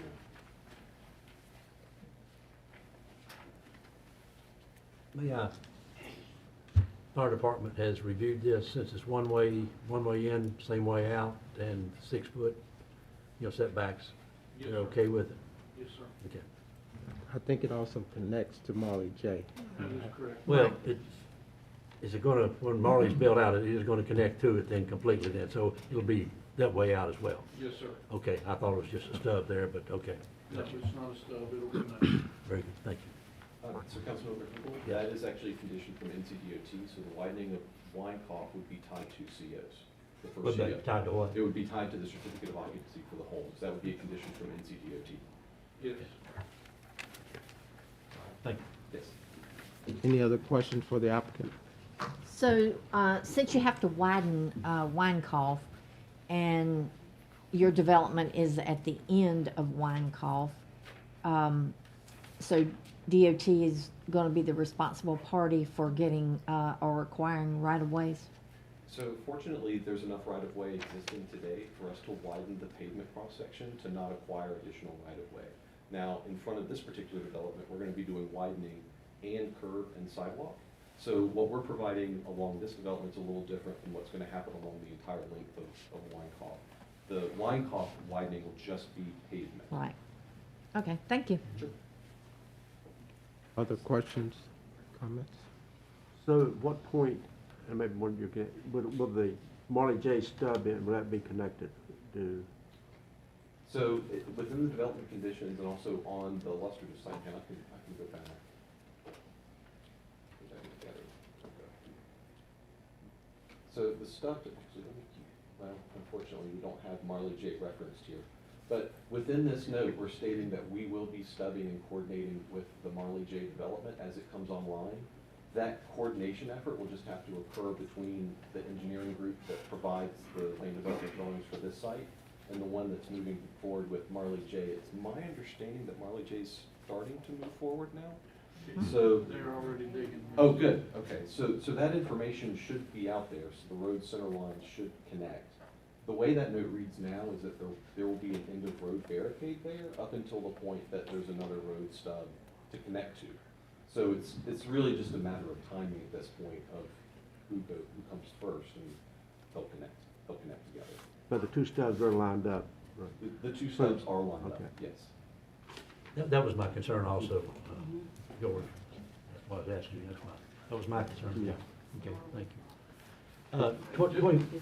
Go ahead. Just so you all know, Marley J. is called Norwood Walk. Right. Just for the record, in case somebody comes back to play the audio, but it is already being constructed. And 21-foot wide street. Am I correct? So it's a cross-section of, let's see, the lanes are 12-foot wide lanes. This is interior to the development. So they're 12-foot wide travel lanes, a 2-foot wide mountable curb and gutter, valley gutter, and then 8-foot landscape strip on both sides of the road, and then a 5-foot sidewalk on both sides of the road. And that's internal to the site, and also for the portion along Wyckoff here.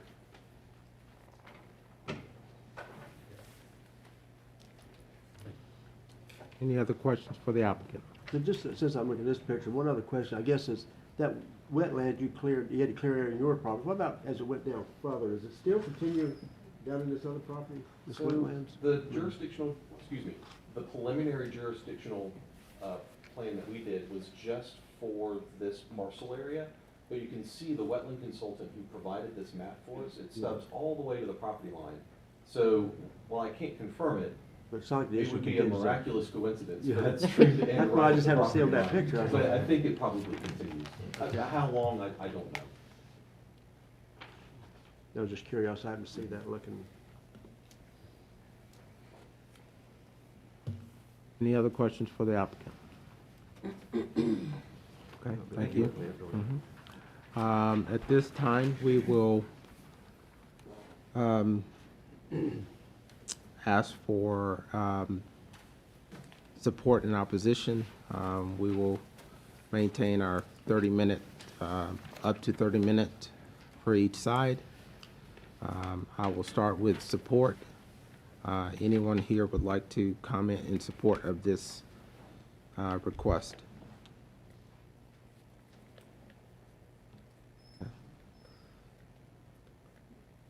Hearing none, anyone here who would like to speak in opposition of this request?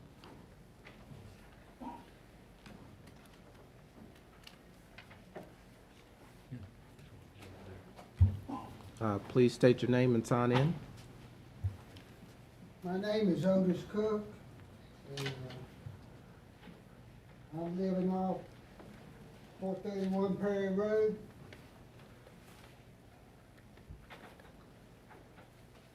And I know a lot of you don't know me, but I've been living here since 1989. And I worked in Charlotte, and I wanted to live here because I didn't want to live in Charlotte for 30 plus years. I am in opposition to this. My grandmother was Lucy Troutman Cook. And Wayne Mills was my second cousin. Just wanted you to know who I am and what I speak of. I'm in opposition to this, that Jolly Land. I know they done come and cut the timbers and all that, but I know you're gonna have something in there. I know that. But minimize it, because I've got 3.16 acres in there. And all that comes up against me on the back end. And I'm not here, I've got to take care of my mom up in the Brushy Mountains off and on, but I was lucky to be here tonight. And I want to thank each one of you for your time and listening to me. Thank you. Get your mask. Thank you. Anyone else? Okay.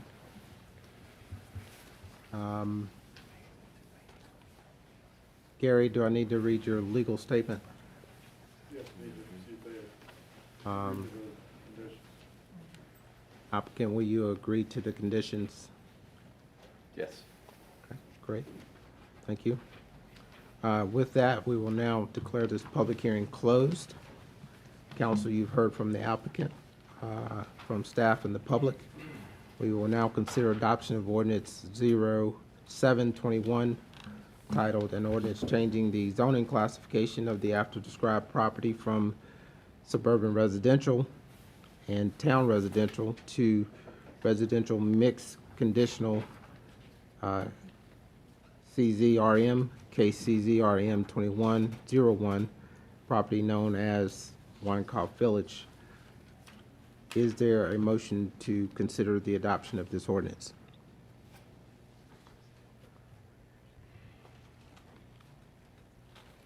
Mayor, I will make such a motion. Okay.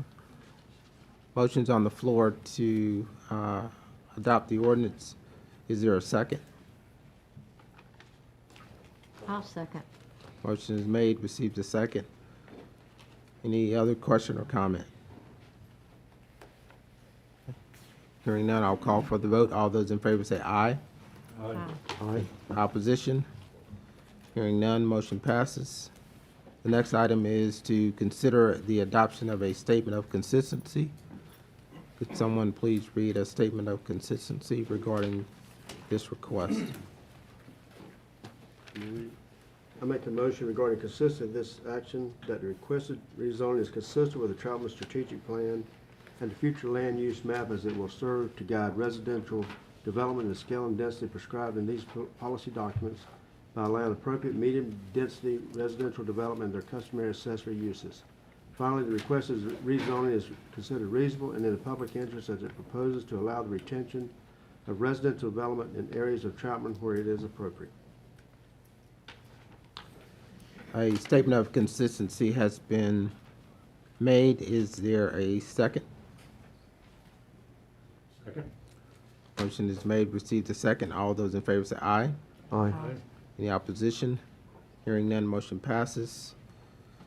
The next item is the annexation request, AZ 2101, contiguous Wov Village, applicant Peggy Jolly.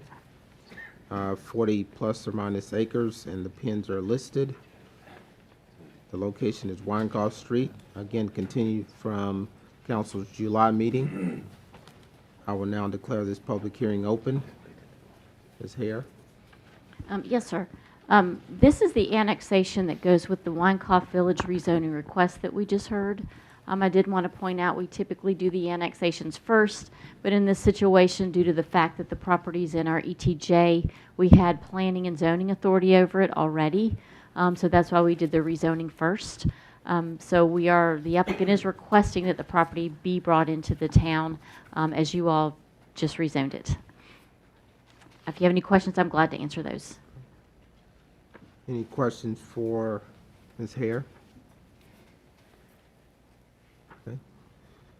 Would the applicant like to speak regarding the annexation request? Okay. I'll ask if anyone would like to speak in support of this request. Okay. Anyone wants to speak in opposition of the annexation request? Okay. I will now declare this public hearing closed. Council, you've heard from staff regarding this annexation request of the property that has been rezoned to residential mixed conditional. Is there a motion regarding the adoption of the ordinance 0621, titled an ordinance to extend the corporate limits of the town of Troutman contiguous? I'll make that motion. Is there a second? Second. Motion is made, receive the second. All those in favor say aye. Aye. Any opposition? Hearing none, motion passes. The next item on the agenda is another annexation request, which is AZ 2108, non-contiguous. The project name is Rocky Creek. The applicant is Adelaide Horton and others, 53 plus or minus acres, PIN 474-058-6774, located on Charlotte Highway 21, 115, This has been deferred since the November meeting. I will now declare this public hearing open. Ms. Hare? Yes, sir. This is an annexation request for a 53-acre tract of land that's located off of Highway 21 or Main Street. It is non-contiguous. The applicant is Adelaide Horton, who is the property owner. The project involved with this annexation request is called Rocky Creek. It's a mixed-use project, which we will be hearing a conditional zoning request on after the annexation is decided. The applicant is here this evening as well if you have any questions of them, but that ends staff's presentation. Would the applicant like to comment? Good evening, my name is Steve Bailey with Prestige Corporate Development. Is it appropriate to go through my presentation now, or should I wait for zoning? I would wait. Let's wait till the rezoning. I'll be happy to answer any questions about annexation. Okay. Great. Any comments in opposition or support for this annexation I request? just have a question about why annex before rezone, because if it fails one, then you re-annex it, and how do I think she was responding to that. Do you want to? Sure. In this situation, this property is not in our planning jurisdiction. The previous one was in our ETJ. This one is not. So the town cannot legally change the zoning on it until it's in our jurisdiction. So we have to annex it first. try to put all that together? So if it gets annexed, but denied rezoning, what happens to it? The council would have to assign a zoning classification to it, probably what it's currently zoned in the county. The council would consider, giving it a different zoning classification than what the applicant is requesting. So in that case, would the existing property owner have to then pay taxes based on that new reason? Because right now they only pay county taxes. But Yes, it's sir. annexed. That's probably a question for you to ask staff at a later time. At this point, we would have to address it with the council. Okay, that's fine. Thank Thank you. you. Thanks, Mhm, Doug. Thank you. Any comments, other comments regarding opposition or support for the annexation? Okay. Hearing none, I will now declare this public hearing closed. Council, you have heard from staff regarding this annexation request. We will now consider the adoption of ordinance 2221, titled An Ordinance to Extend the Corporate Limits of the Town of Troutman, North Carolina, non-contiguous. Is there a motion regarding the adoption of this ordinance? Mr. Mayor, I so move. Is there a second? I'll second. Motion is made, received a second. Any question or comment? All those in favor say aye. Aye. Any opposition? Hearing none, motion passes. We will now consider the rezoning request, which is CZREM 2105. The applicant is BBC Troutman LLC. Project name is Rocky Creek, 54.66 plus or minus acres. There are 3 pins associated with it listed on the agenda. Located on the southwest side of Charlotte Highway, US 21, North Carolina 115, north of Oswald Amity Road from Iredell County Residential Agricultural to Town of Troutman Conditional Zoning Mixed Residential, CZRM. Again, this was also deferred from our November meeting. I will now declare this public hearing open. Turn it over to Ms. Hare. Yes, sir. This is a rezoning request. As you stated, the applicant is BBC Troutman LLC. The property that in question is located on Charlotte Highway. It lies between Barkdale Road and Byers Road. It's approximately 54 acres in size. It's currently located or zoned, no longer located, but it is currently zoned in Iredell County as residential agriculture. The rezoning request is to zone the property conditionally to mixed residential to allow the 54.66 acres to be developed for a mixed-use project that will consist of 95 single-family units, 169 townhomes, and 1.85 acres of commercial outparcels. The map that you see on the overhead is an aerial photograph just showing the location of the property.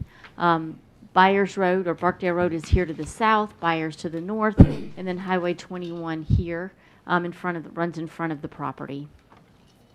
This is the town zoning map. Everything in white is zoned in Iredell County. The zoning is stated on this property is RA.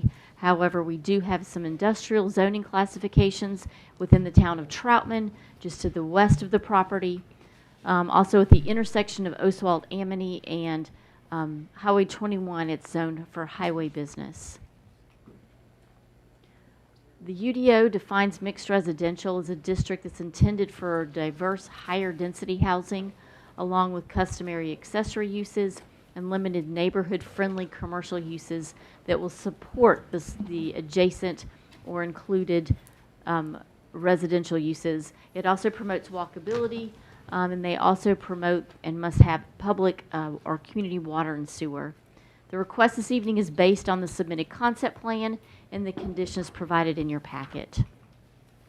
This is a copy of our future land use map, which shows the future land use of this property as medium density residential. That is defined as an area intended for single family residential development that's in close proximity to commercial areas as well as arterial transportation corridors. Densities are typically 3 to 4 units per acre, as well as it promotes conservation and clustering development as well. This is a copy of the concept plan that was submitted as part of the applicant's request. As you can see, the townhomes will be located to the front of the project. The single family will be to the rear. This area here is the commercial outparcels, 1.85 acres, that will front Charlotte Highway. There will be an entrance off of Charlotte Highway as well as off of Barkdale Road. If approved, development of this project will be constructed based on the submitted concept plan and approved conditions. Again, engineering documents will have to be reviewed and approved by the town's TRC before any work is done on the site. A traffic impact analysis was completed for this project by Kimley Horn. The TIA was a requirement of our town's ordinance. It allows town to acquire necessary traffic improvements through the entitlement process. There were several recommendations made through the TIA, so I'll go through those very quickly. I'm sure the applicant will spend more time discussing these. But on US Highway 21, they will be required to put at Flower House Loop in Houston Road, they will have to construct an eastbound right turn lane along Flower House with 325 feet of storage. They'll also have to construct a westbound right turn lane along Houston with storage and taper maximized to the existing driveway approximately 95 feet east of the intersection. At Barkdale, Oswald Amity and Highway 21, they will have to construct northbound left turn lanes along 21. They'll have to also construct a southbound left turn lane, an eastbound right turn lane along Barksdale Road, and a westbound right turn lane along Oswald Amity. At US 21 and Access 1, which is the main entrance into this project, they will be required to construct a northbound left turn lane on 21. They'll also have to provide a ingress lane and 2 egress lanes at that entrance as well. And then at Barkdale and Access number 2, they will be required to construct 1 ingress lane and an egress lane at that entrance also. This is located in the protected area of the Catawba watershed. The criteria, which we've discussed several times this evening, for high density option is met on this project. The maximum density does not exceed the underlying zoning of 12 units per acre. And also, this development will also include stormwater BMPs on site. A community meeting was held on September 30th. There were roughly 12 in attendance. Questions and concerns from that meeting included traffic circulation, buffering, or a berm along the southern property boundary. And then, of course, the project timeline was in question as well. Our strategic plan, as stated, shows this as medium density residential, which is typically 3 to 4 units per acre. This project, as currently proposed, is 5 units per acre. It is also a mixed-use development project that supports walkability. There is flexibility in land use. The strategic plan states that the land use map illustrates broad land use categories at a parcel level, lending a degree of exactness to the evaluation of land use that shouldn't prohibit flexibility for new ideas that still conform to the intent of the map. Staff, based on what's being presented, staff would recommend approval, subject to the fact that the town's land use plan and strategic plan recommends the site and its environs be developed for medium density residential, acknowledging the requested 5 units per acre is slightly higher than the typical 3 to 4 units acres mentioned in the plan under medium density residential. The development may be consistent with the medium density residential recommendation. Mixed-use development is provided for the development of needed retail and commercial development. The mixed-use development provides for a walkable environment within the proposed development. The proposed townhomes will provide housing alternatives for persons looking to downsize, as well as for teachers, police officers, and workers needing housing in Troutman who may have been priced out of the single-family market. The planning board recommended denial, 5-1 at their meeting last month, stating that the project was inconsistent with the 2018 strategic plan. Council's options this evening are to rezone as requested, rezone a portion of the property, rezone to a combination of districts, rezone to a less intensive district, deny the request, continue the request to a specific meeting, or table the request for a maximum of 30 days. If you have any questions, staff would be glad to address those. If not, the applicant is here this evening and I believe has a presentation for you as well. Okay. Any questions for staff at this time? The intersection down there at Houston and Autumn Leaf, and of course 21, I know we've got another that's going to be straightening that out, aren't they? Are they going to be a part of that cost of lining that intersection? The intersection? I'm reaching for the word alignment. The lining that's intersection, or it's my understanding that there will be improvements made at that intersection by the group building the apartments, the patio apartments there at the corner, as well. Isn't that part of that project? Okay. Are you talking about the next one down? Flower House Loop? Right. Yes. I believe the state is doing that. That is correct. NCDOT, I believe, has plans to improve that intersection, and I believe that's being done in 2024. Is that correct, Andrew? It's supposed to start in 2023. 23. 2023. Yes, sir. DOT is doing it on their own as opposed to having any help from any of the developers? That is correct. Lynn, can you go back to where you were showing the map that shows the entrance and exit? Yes, that one. You said there's one on Bartdale and one. This is the main entrance off of Charlotte Highway 21, and this is the secondary entrance off of Barkdale. So there are no other. There's a stub for future connectivity here, and here, and here, as well as there. So when this property does develop in the future, hopefully there will be an option or an opportunity for connection to those properties. Thank you. Other questions for staff? Yes, could you explain, like you did for me the other day, around where the strategic and the land use has a flexibility of medium density. However, so we are definitely, even though it's 4.9, we're still in that range of the medium density because of the flexibility comments. Well, the strategic plan and a land use plan is a guide, but it does not mean that it's different than zoning, where with the zoning ordinance, there's development standards that are pretty much set in stone. So if an ordinance says the minimum lot size has to be 10,000 square feet, that can't be changed unless you all decide to change it.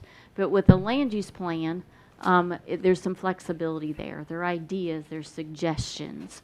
The 3 to 4, it says typical. It's a little grayer than the zoning ordinance is. So it does give you all flexibility In situations like this, where you have a plan that you feel like may meet the intent of the ordinance, it is a guide.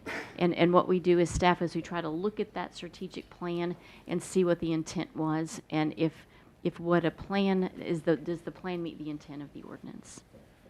Thank you. Any other questions for staff? Okay. Applicant's here. Would you like to comment? Sure. I was going to get it to you, Mr. Martin. Just hit the button to the right arrow. There you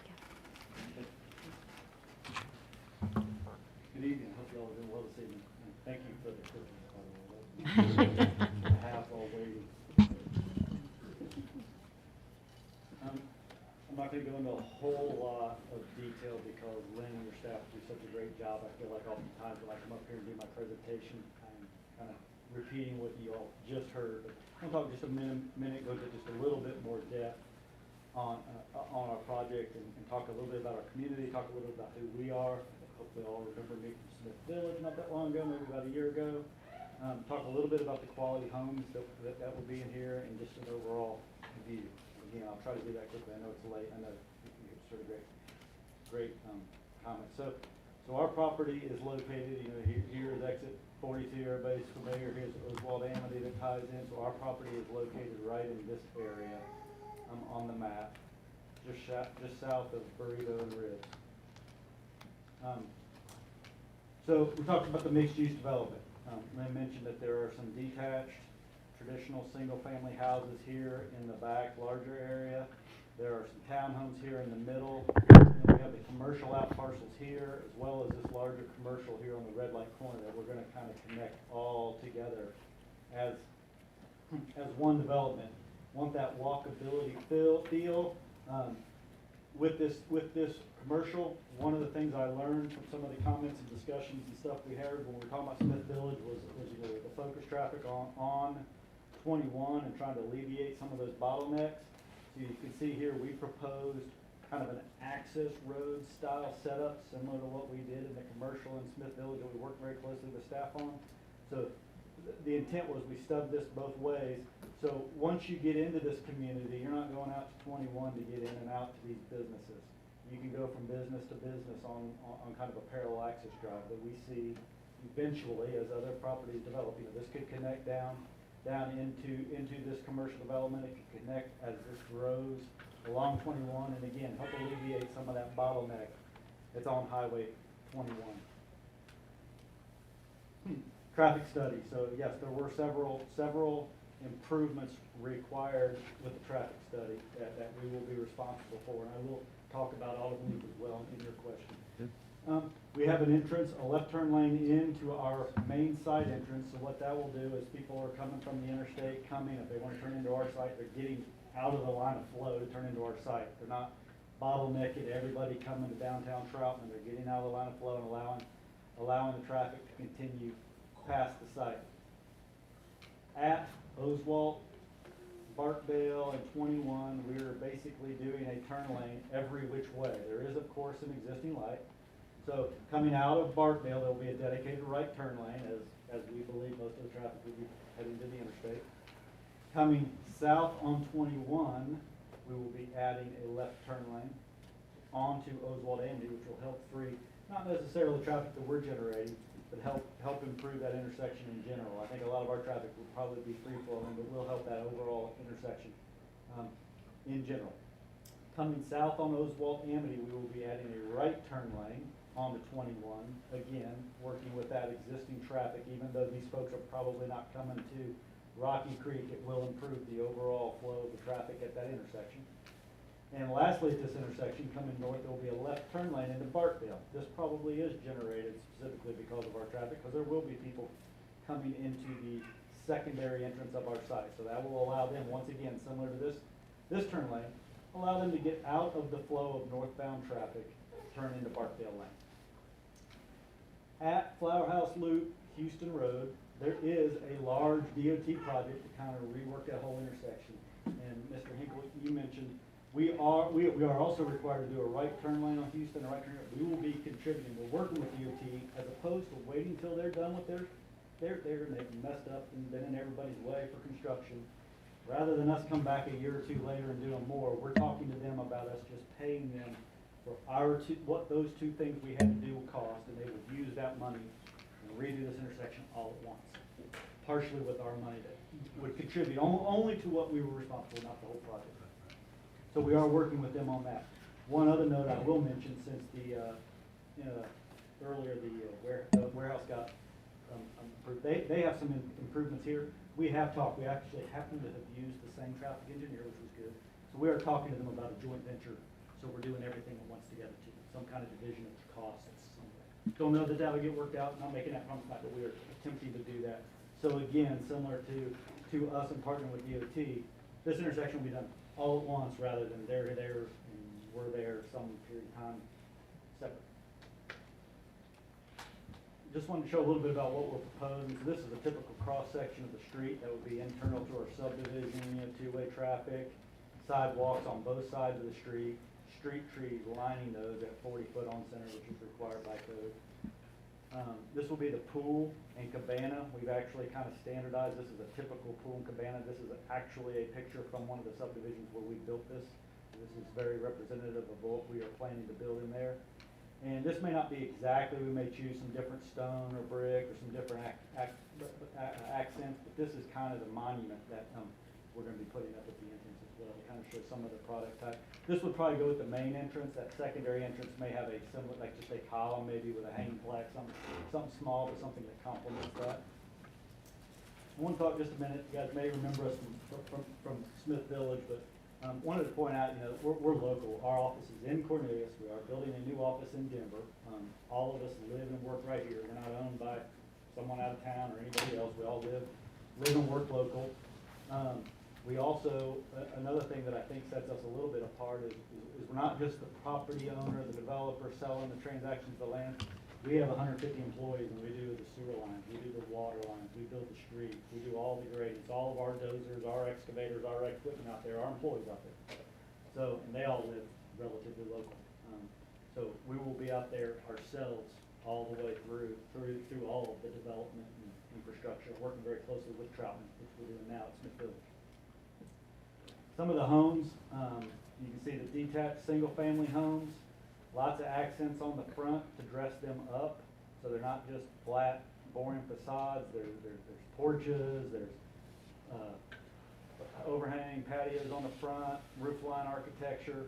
Same thing with the townhomes. So these are broken up to where, yes, it's a townhome. It's multiple units in one building, but if you can see the architecture, they're broken up. They've got that feel where it's not just one big mono aesthetic. I'm not sure what word I'm supposed to be using, but one whole structure. It's going to look like broken up structures. So we think that was pretty key. We work really closely with the builder that we think is going to go in there. They also are a local builder. They're not a national builder. They're local here, owned and operated out of Charlotte. But I know we always talk about the outside. I know that's important, especially at the zoning, but I mean, they're going to build high quality. There's going to be hardwoods throughout. There's going to be impressive master baths, ceilings in the master bedroom. I mean, just a beautiful kitchen. So, I mean, these are not just going to be, I mean, I don't think sometimes we come to these meetings, we don't talk about the inside, but this drives the value, and this drives the tax base, and this drives the quality of the folks and everything that's living there. So we're pretty impressed with what they've proposed to us to build in this neighborhood. And just a minute, quick little synopsis kind of what I talked. We're trying to build a walkable community. It's got commercial. It's going to be tied in very closely with the commercial. Mix of residential, as Lynn mentioned, to kind of provide a couple of different opportunities for homeowners to live within this development. We will be establishing a homeowners association, and we will be in control of that homeowners association. They will make sure that we approve all of the architecture for anything that's going in there. Fences that go up will have standardized approval, what will be allowed, what can't be allowed. They got to mow, they get a fine, they got to just maintain the community. So it's not just good when we sell the house on day one. It's good when forever. At some point, that will be turned over to the homeowners to maintain, and of course, they will make a decision at that point. Talked a little bit about the homes and the style and the structure, something that, again, we're proud of. I think those are good-looking homes inside and out that we talked about. wanted to mention again, we are local. I live in Waxhaw. I think I'm the furthest one from Troutman. But most of our community, most of our guys live in either Mooresville, Cornelius, Denver, all very, very, very local folks. Our engineer on this site lives in Troutman. So, again, work with staff. We work with the current property owners. Adelaide's been great. Work to really do something that she would be proud of too. It's important to her. They've owned this land for a long time. And I promise to keep it quick, and I will be happy to answer any questions that you have. Any questions for the applicant? Just looking, and maybe you can't answer, but if not, maybe Doc can. As I look at the work that the warehouse has to do, connecting those roads out there, and what yours is doing, it looks to me like we will have at least 3 lanes all the way down through that section to the 4 lane, pretty well finished out. That was something, and we actually talked to our traffic engineers about looking at a combined thing. And they came back and said it did not need that Kinley Horn. So we actually met with them with the other applicant and talked to them about that. And they've actually put together kind of a joint, what the overall traffic would look like. And there are some combined improvements we will be doing here. I mean, this might get us somewhere improvement out there in traffic at a quicker time than what the DOT's proposed for Troutman. That's what I was looking at with both of them together, and I added them up before. Yes, sir. And I will also say this, when we do companion funds is what it's called, if we throw money towards this, it also does help spur some of those scoring on those improvements. Along with what you said, Councilman Harris, we do feel like the turning lanes themselves, the extra turn signals that goes in will make the immediate free up of traffic that's impacting our communities now. DOT tells us that will be the major improvements, and that's why they're telling us right now that it does not warrant that actual 3rd lane. But I absolutely agree with you, and talking with the developers of this project and the other project, they all, and especially the commercial project, they absolutely would love to have another lane all the way down to the interstate. It would make their project a whole lot better than even the developers here.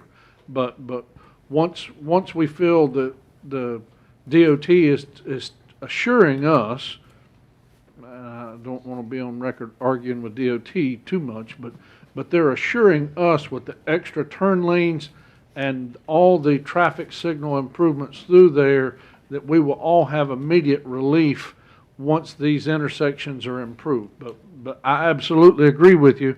I think that 3rd lane would go a long way, but once we have the communities built, the commercial project built that you all just approved, then hopefully we can do the traffic impact analysis, because the other developments are still going to be there that we hope will do it. But now, just as a reminder, this will take several years build out. I don't know what their build out time frame will be for the entire project, but 2029 is when we're supposed to have 4 lanes. Our build out, anticipated build out is 5 to 6 years. 5 to 6. So it'd be maybe a little ahead of that, but in that frame. I do want to point out too, this commercial too, that actually helped improve the traffic and scoring on that intersection. Is commercial was added. And I was remiss in one other thing. We met with the folks and there was some concerns about the proximity.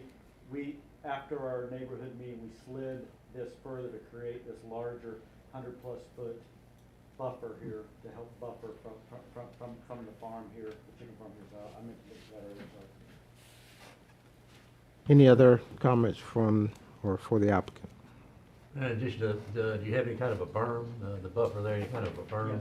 Yes, sir. And how's that going to be? We proposed a berm that would undulate from like 3 to 6 foot tall with additional landscaping. We have since had additional feedback from the property owner here that they may, in lieu of that, prefer a fence. We stipulate that we will work with them on either option that they prefer. We think a berm's a better option. We may have just recently heard that they would prefer a fence. We'll do one or the other.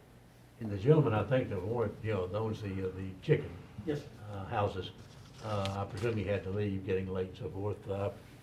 that was an option. Mr. Millsaps had a doctor's appointment in the morning, and he did have to leave, yes. Okay.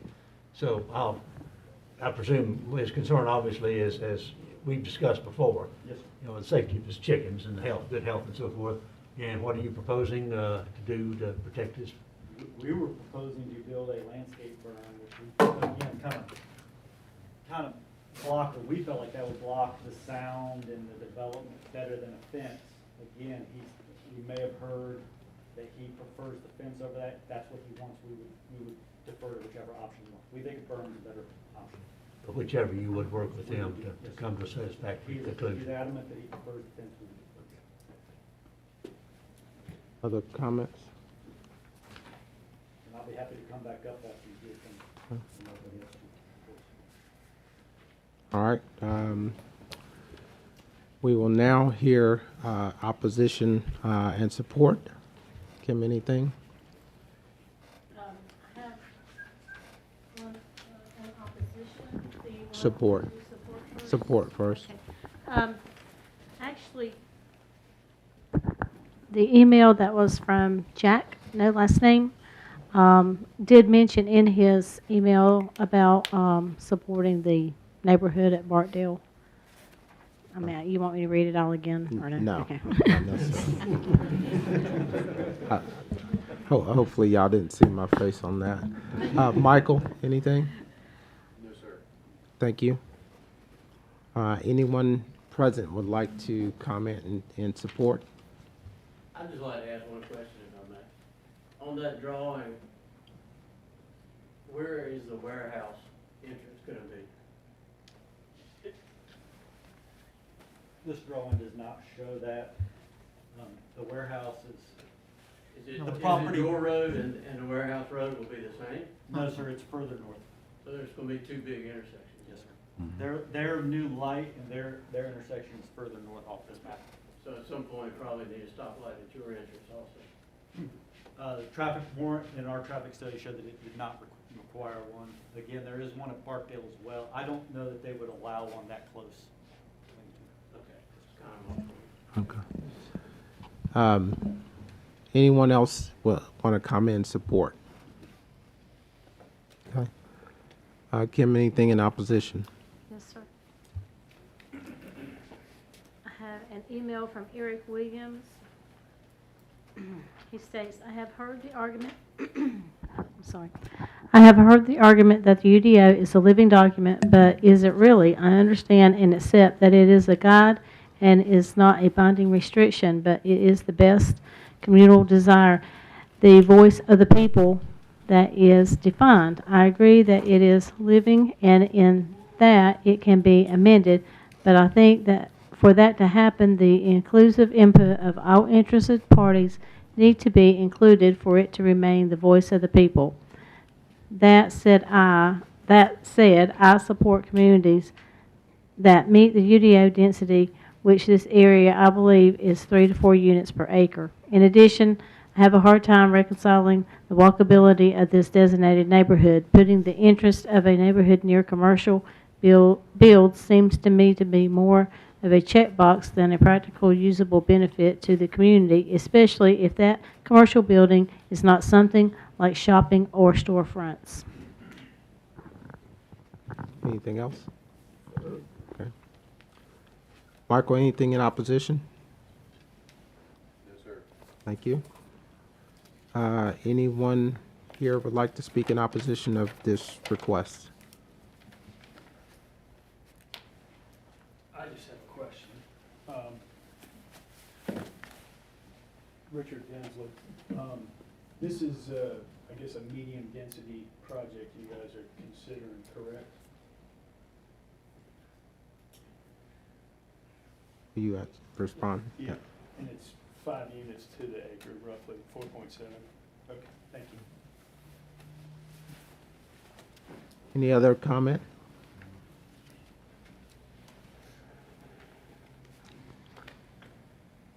Good evening, my name is Seth Farger.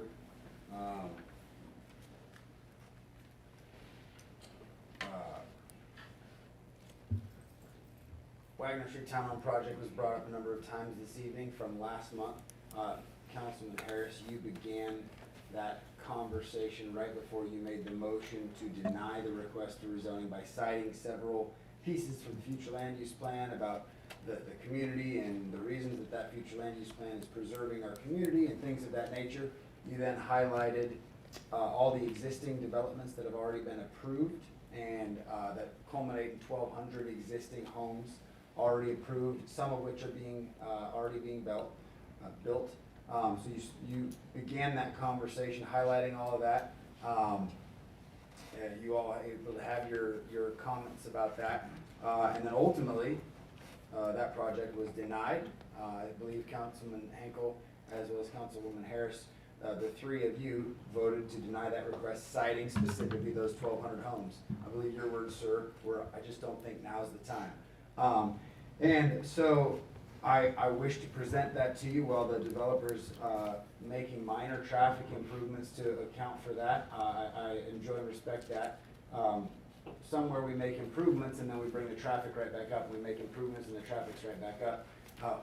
The developer of the warehouse is also in this convoluted area as well, and so because of the proximity, they're basically across the street from one another, catty corner, not to mention the 95 luxury apartments that are going to be on the Oswald Amity corner that are already being constructed. This is already a significant pain point. You heard a great deal of opposition to the logistics warehouse, a fantastic presentation by Mr. Mark Taylor about the traffic concerns for the logistics center, and now this. And so that intersection is going to be a disaster traffic-wise, with this development being across the street from that warehouse. And there's developments up Oswald Amity, and so you're gonna be looking at just an absolute pinch point. I again defer to your comments about the Wagner Street Townhome project, and that it would be very inconsistent, citing the reasons that you gave, that now is just not the time. Well, we already have 1,200 homes, we need to see what this is gonna do, for us to turn around and for you to vote in favor of this, because this development is over 3 times the size of the Wagner Street Townhome project. That would make absolutely no sense. You can say that, oh, the traffic improvements are valuable. We have no idea what the traffic is gonna be from the logistics warehouse. You put this on top of that. And so I wish to just remind you of the reasons you denied the rezoning request for the Wagner Street Townhome project. Highlight the fact that this proposed development is more than 3 times the size of that development. So arguing for, we've already got 1,200 homes, well, we're gonna add 264 more on top of that, just would not make a lot of sense based on the reasons you guys cited for that. Secondly, I empathize a great deal with the gentleman that was here with the chicken homes. I don't have chicken homes, I have a dog. But when your livelihood is tied to chicken farms, and he stated that his estimates include that he feeds over 1.2, I believe, million people a year via eggs. He has the chickens that lay the eggs. I don't know chicken farming at all, but that was what he stated. His livelihood is tied to that and has been since the 1970s. I can absolutely understand his concern with having this and the tractor noise that this is going to develop and cause strain and stress on his chickens and their ability to produce. And so a barrier fence or berm will not inhibit the tractors and all the heavy construction noise. And then you're going to have a lot of houses and so forth. And obviously that road on the bottom portion of the screen is the sole entry point to the house, all of the single family dwellings in the back. So all of that traffic will have to come right down that road as well. And so I hope you'll consider that. I just empathize with him greatly because his livelihood is at stake. I live not too far down the road. I guess that's south or north that way on 21. Never knew there was a chicken farm there until I happened to meander down there one day. Just never knew it. It's back there and he's been perfectly fine. I would also be very concerned for him though, to see people in this community come together once it's built and attempt to get his chicken farm shut down, citing smell or sounds or things that they don't like. But we see that happen in society when a person is already established in a place and other people come along. If there's strength in numbers, they come along and overrule him. So I can very much empathize with his concerns for that. I really truly hope you'll consider the fact that you denied the Wagner Street Townhome project because of the existing building, and this would just heap all the more houses on top of that, which would conflict with what you said about the Wagner Street Town project, and then the mix of traffic coming from the warehouse. There's just a whole lot at stake, and a whole lot that is yet to be determined, as you very rightly pointed out, and I'm grateful for the concern of trucks going up through North and South, and they don't have, you guys talked about that greatly, they have no plan other than a sign on people exiting the building to keep trucks from going into downtown. And that's a grave concern, and I'm glad that you highlighted that. So there's a lot of hypotheticals and a lot of assumptions taking place with that. And I just don't believe that this would be great to throw in right on top of that at such a pinnacle point in our community. So thank you very much. Other comments?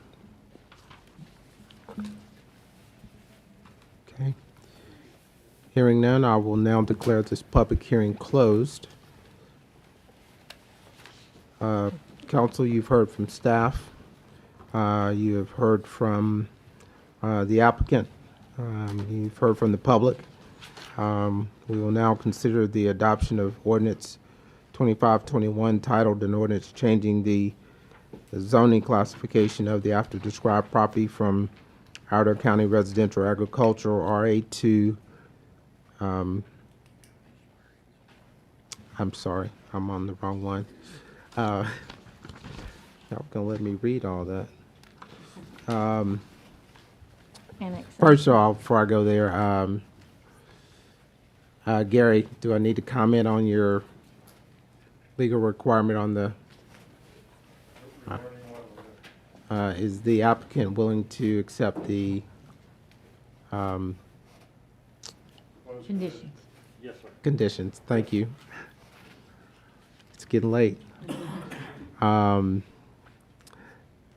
you've heard from the applicant. Let's consider adoption of ordinance 2321 titled an ordinance changing the zoning classification of the after described property from Outer County Residential or Agricultural RA to Town of Troutman conditional zoning mixed residential CZ.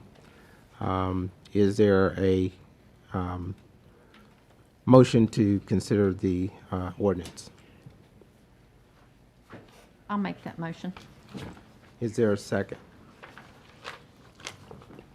I'll second. Motion is made, received a second. Any other question or comment? I do have a question concerning Barksdale. I think I read where you were going to do some improvements to that. Can you expound on that a little bit? Yes, sir. The only improvements we will be doing are at the intersection of the light.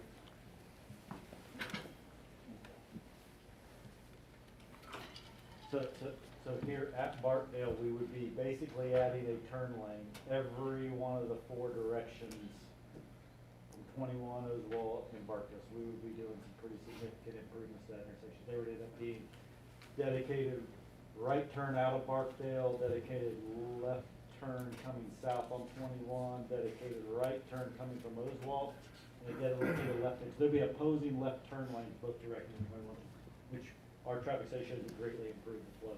And TIA didn't indicate any improvement to Barksdale from, you know, your entrance, egress and ingress out to 21. No, so just at the intersection. Do you have significant internal stacking? There would be some stacking here or at our actual entrance, yes. But not any stretch of Barksdale. Okay. Any other questions or comments? Okay, hearing none, I'll call for the vote. All those in favor say aye. Aye. Any opposition? Hearing none, motion passes. The last item is to consider adoption of statement of consistency. Is there such a motion? No, this was the annexation.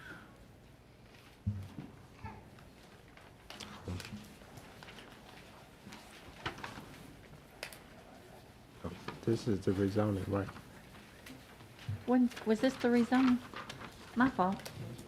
My fault. Is there a statement of It's late. consistency? I know, for everybody, no worries. Second. I agree, it's late. I'll read that. Okay. I make the motion rezoning to conditional zoning mixed residential district is consistent with the 2035 future land use map to allow commercial development and medium density residential development mixed uses in appropriately designed areas.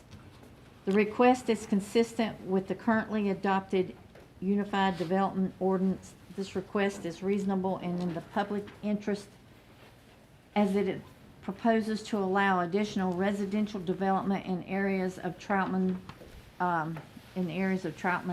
able to support that growth. Thank you. Motion's on the floor regarding statement of consistency. Is there a second to that motion?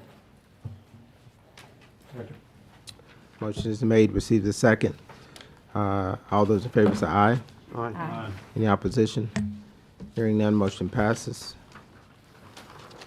Thank you all. Have a good evening. Thank you. The next item on our agenda is recognitions, introductions. Got Kim's gone. Don't have the resolution. Okay. One moment.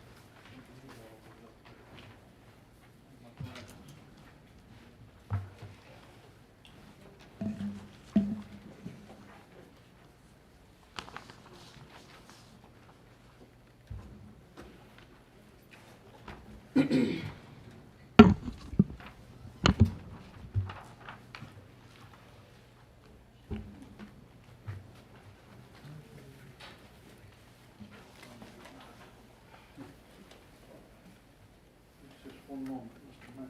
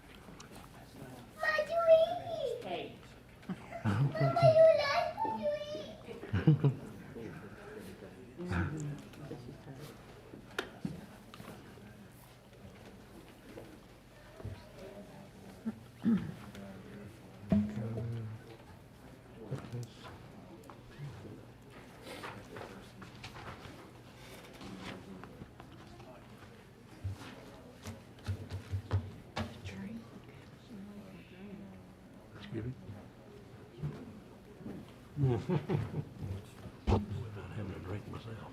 I ain't talking water either.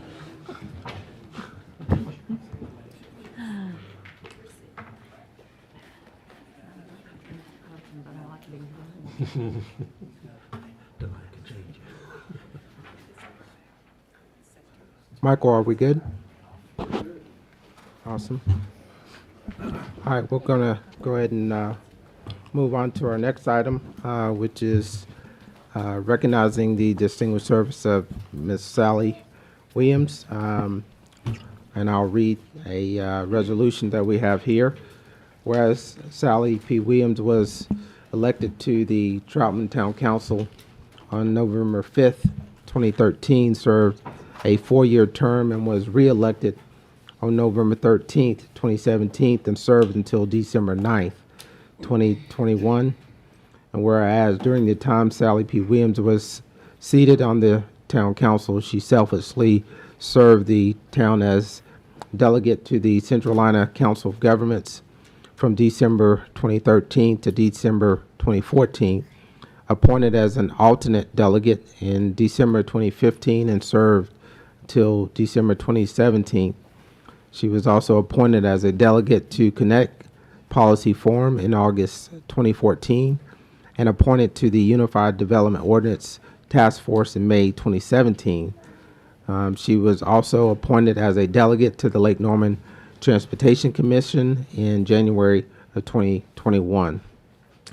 Whereas during that time, Ms. Williams served on the Troutman Town Council, she encouraged town growth and was instrumental in the development and expansion of the Troutman ESC Park, serving as a town council delegate to the Parks and Rec Committee since August 2014. And whereas Ms. Williams was instrumental in the town's infrastructure improvements, capital improvement projects, and budgetary matters, and whereas Ms. Williams was contributory in the implementation of the rewrite of the town's UDO, development of the strategic master plan, approving incentives for economic development and downtown redevelopment. And now, therefore, be it resolved to the town council Town Council of the Town of Troutman acknowledges we greatly appreciate the dedication, thoughtfulness, leadership, and service, and knowledge that Ms. Williams has unselfishly provided to the Town of Troutman and its citizens adopted this day, December 9th, 2021, assigned as mayor in the Town of Troutman. I'll present this along with, I think, the first paddle that we've ever presented, which she was also instrumental in helping design. So,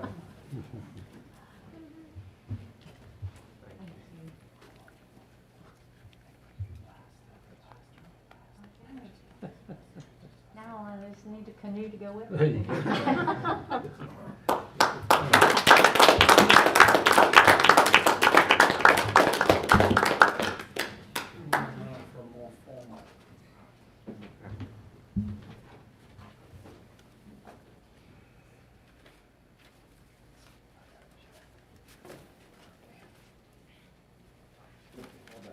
Is that good like that? Is that good like that?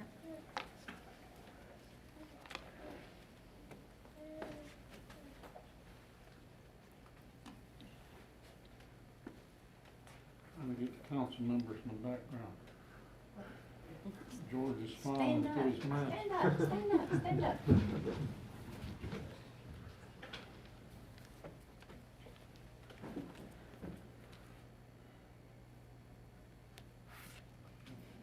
Let's show lovely face.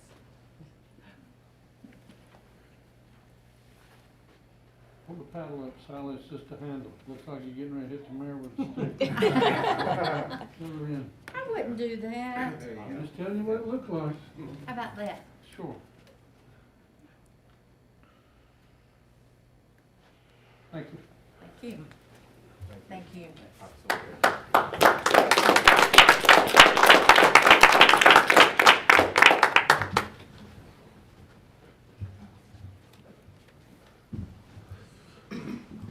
Ms. Williams, would you like to make comment? do not want to hold up the next order of business, but I would like to make comments after the next order of business, if Okay. that's okay. All right, I will give you that opportunity Thank at you. that time.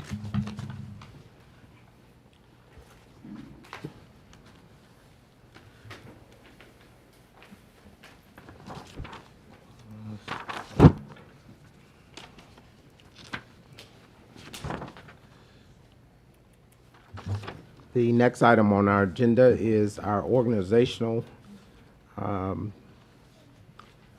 of the meeting, and we have the administration of the oath of office for our town council by the Honorable Rob Young, no relation. He's got a good name, though. North Carolina District Court Judge. I will ask him to come up, and I will ask each one of our council members, starting with Mr. Hinkle first, Ms. Harris, and Mr. Oxer, to come up and do the oath. Mhm. Go down here.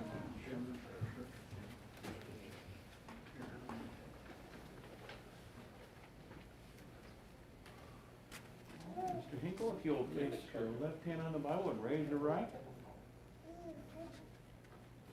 There you go. All right.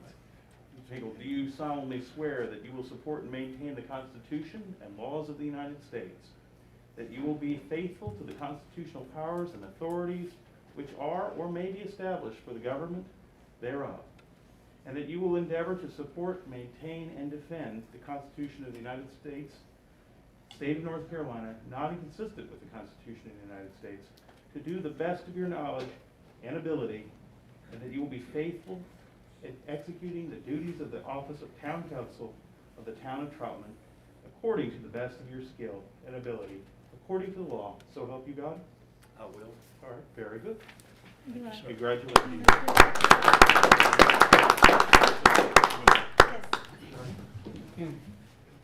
Good. Paul, you want to take your mask down? You get rid of that mask. For the, yeah, take your mask down for the photo. Okay. You're scary with that mask. Yeah, I know. All right, very good. Thank you, congratulations. Harris?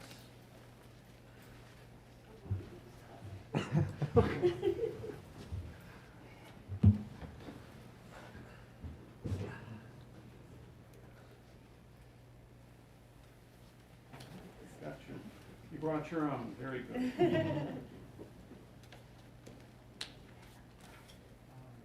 your left hand and raise your right. Do you, Helena L. Harris, solemnly swear that you will support and maintain the Constitution and laws of the United States, that you will be faithful to the constitutional powers and authorities which are or may be established for the government thereof, and that you will endeavor to support, maintain, and defend the Constitution of the State of North Carolina, not inconsistent with the Constitution of the United States, to the best of your knowledge and ability, and that you will faithfully execute the duties of the office of Town Council of the Town of Troutman according to the best of your skill and ability, according to the law, so help you God. All right, congratulations.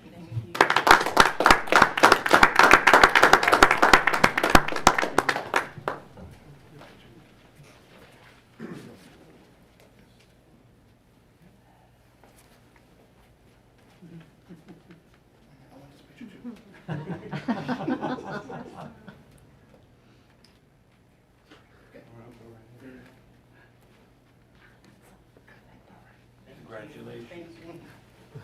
All right, not least, Jerry Archer. Hebsen, måste pappa hem hit, okej? Så.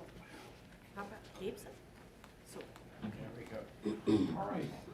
Do you, Jerry R. Oxer, solemnly swear that you will support and maintain the Constitution and laws of the United States, that you will be faithful to the constitutional powers and authorities which are or may be established for the government thereof, and that you will endeavor to support, maintain, maintain, and defend the Constitution of the State of North Carolina, not inconsistent with the Constitution of the United States, to the best of your knowledge and ability, and that you will faithfully execute the duties of the office of Town Council of the Town of Troutman, according to the best of your skill and ability, according to the law, so help you God.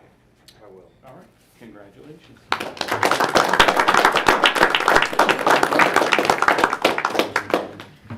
All three council persons together, please. Yeah, he's gonna get the judge. Podium's nice, but not that nice. He's gonna get the judge first.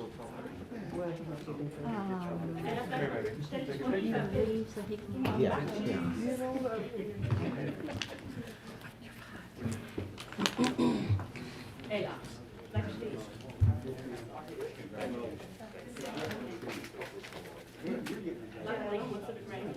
All right. No problem, sir. Oh, absolutely. Thank you, and it's been a privilege. Your Honor. Paul? Yes, sir. Sorry. Oh, that's three of you down there. Oh, Did you want all three of them down there? Gary? One more. One more. Oh, all three together. Yes. Oh, I can actually put this on.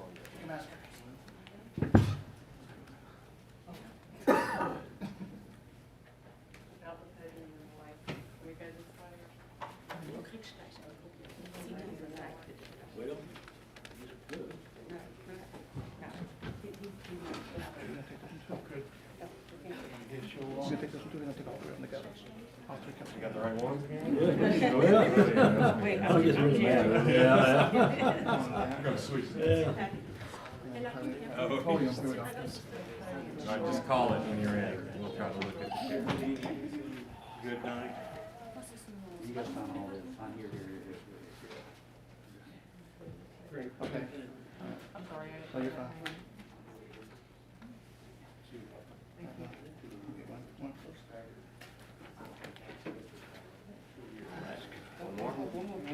Oh, okay. Thank you.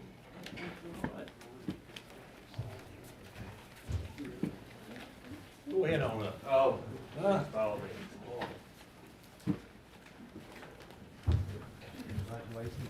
Thank you, sir. Congratulations. Welcome. thank you. Congratulations. Thank you. Welcome to the hot seat. Sat the same one at Board of Adjustment. I know how to make this one sweet. All right. Before we move forward, I would ask that, are there any comments that any of you want to make before we get started? I'll start with Mr. Hinkle. Well, it's been a long evening. We've got a lot of things done.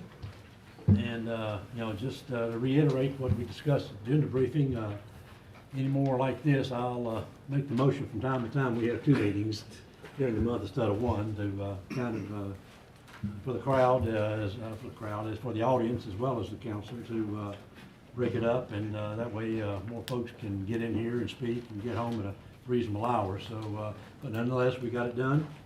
And we got swearing in done. And Jerry's with us now. And again, congratulations. And for the next 4 years. And also want to say I enjoyed the Christmas parade, Christmas tree lighting, all that. I think we mentioned that Monday, but I'll say it again. And I think that's all. I can't think of anything else. That's normal.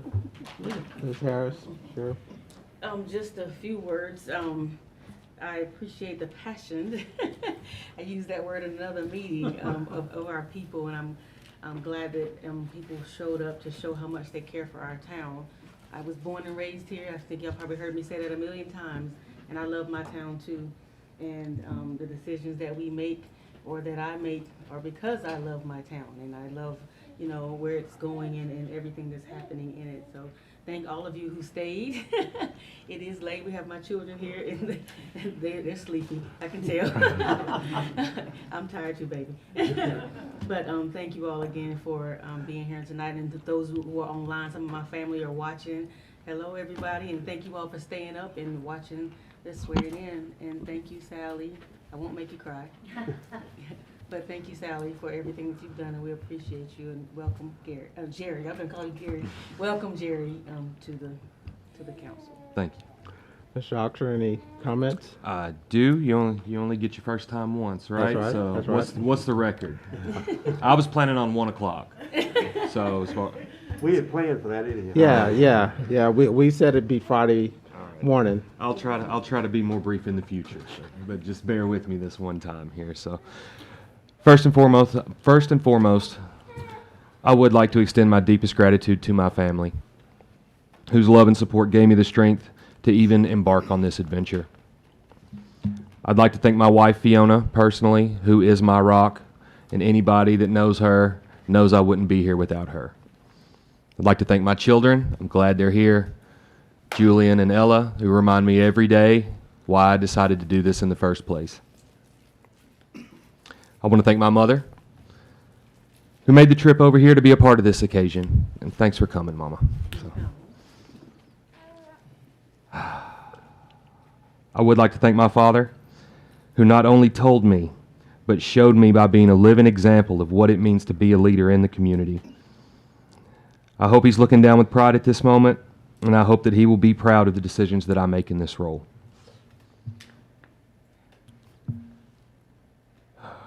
I would like to thank our mayor, Mr. T. Ross Young, as well as our town manager, Mr. Ron Wyatt, for reaching out to me to congratulate me after the election and welcoming me into the fold. And it really means a lot, and I want to thank you both for that. And of course, I want to thank the members of our community. Best for last. You're truly a group that cares. Just like you said, Ms. Harris, you know, the passion. You know, it's people that care. And I most definitely wouldn't be here without you. I'm eternally grateful for your support to get me here. And now I look forward to seeing you all hold me accountable to the decisions that I make while I fill this position. It's going to take all of us to get where we need to go. And that being said, as the cliche goes, we've got a lot of work to do. And we have to move forward. All the years I've spent as a member of the scientific community has taught me over and over again to not hyper-focus on the results. It's human nature to be results-driven. However, it is my opinion, my own opinion, that we as a council should step back and take a look at the process. By no means do I intend to put words in anyone's mouth, but I believe that we would be hard-pressed to find anyone that looks over how certain events have transpired in our town in the recent past and not see any room for improvement.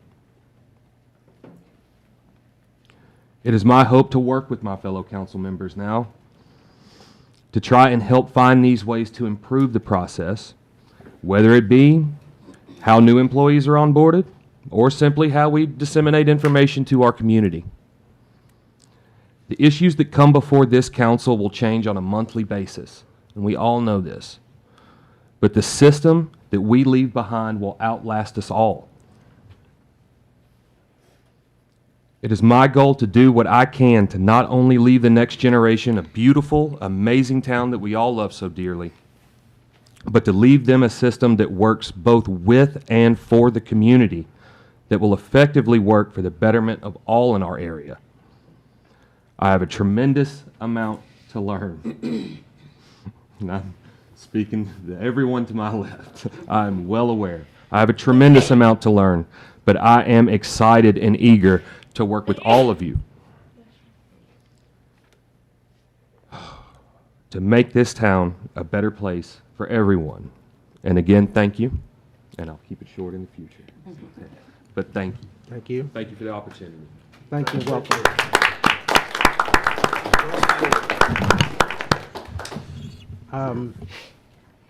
Ms. Williams, before you depart, would you like to make some final comments? Yes, please. And The reason I'm not going to the podium is because I don't like to put my back to the people that I'm gonna be speaking to, and I just want everyone to hear. Being a council member is a thankless job. People should not criticize the council's intentions. They make an informed decision based off the facts presented to them and do what's best for the taxpaying citizens of the town who voted them to be their representatives. I have found that I personally may not like or dislike a project, but I cannot ethically make my decision on my wants, but what is best for the town and its citizens. I have done the best I could as a council member. I have had a vested interest in the town, and I really was hoping that the room would still be full to hear this, because I said, I bet I've been here longer than any other person in this room. So yes, I am passionate about Troutman. Some people even would like to close the town. If that was the case, most of you wouldn't even be here with me. You see, I've been here all my life.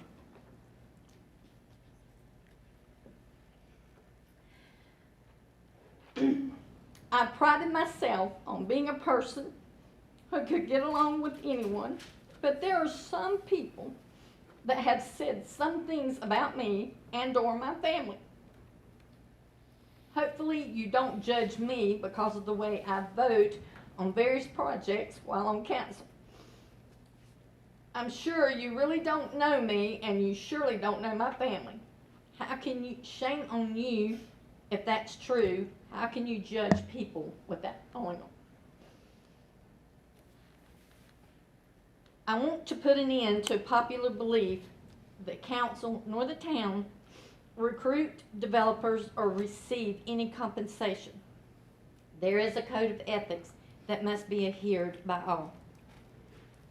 Conversation has been directed lately about the Redwood apartment project. Just a bit of background. When that property was annexed and rezoned, it was zoned by rights with no conditions, but still adhered to the town's UDO. I'll take my part of the blame for that because I trusted the current planning director, not at that time, and it wasn't Lynn, to guide me and the rest of council about rezoning of that property. This part was really directed to Mr. Farger.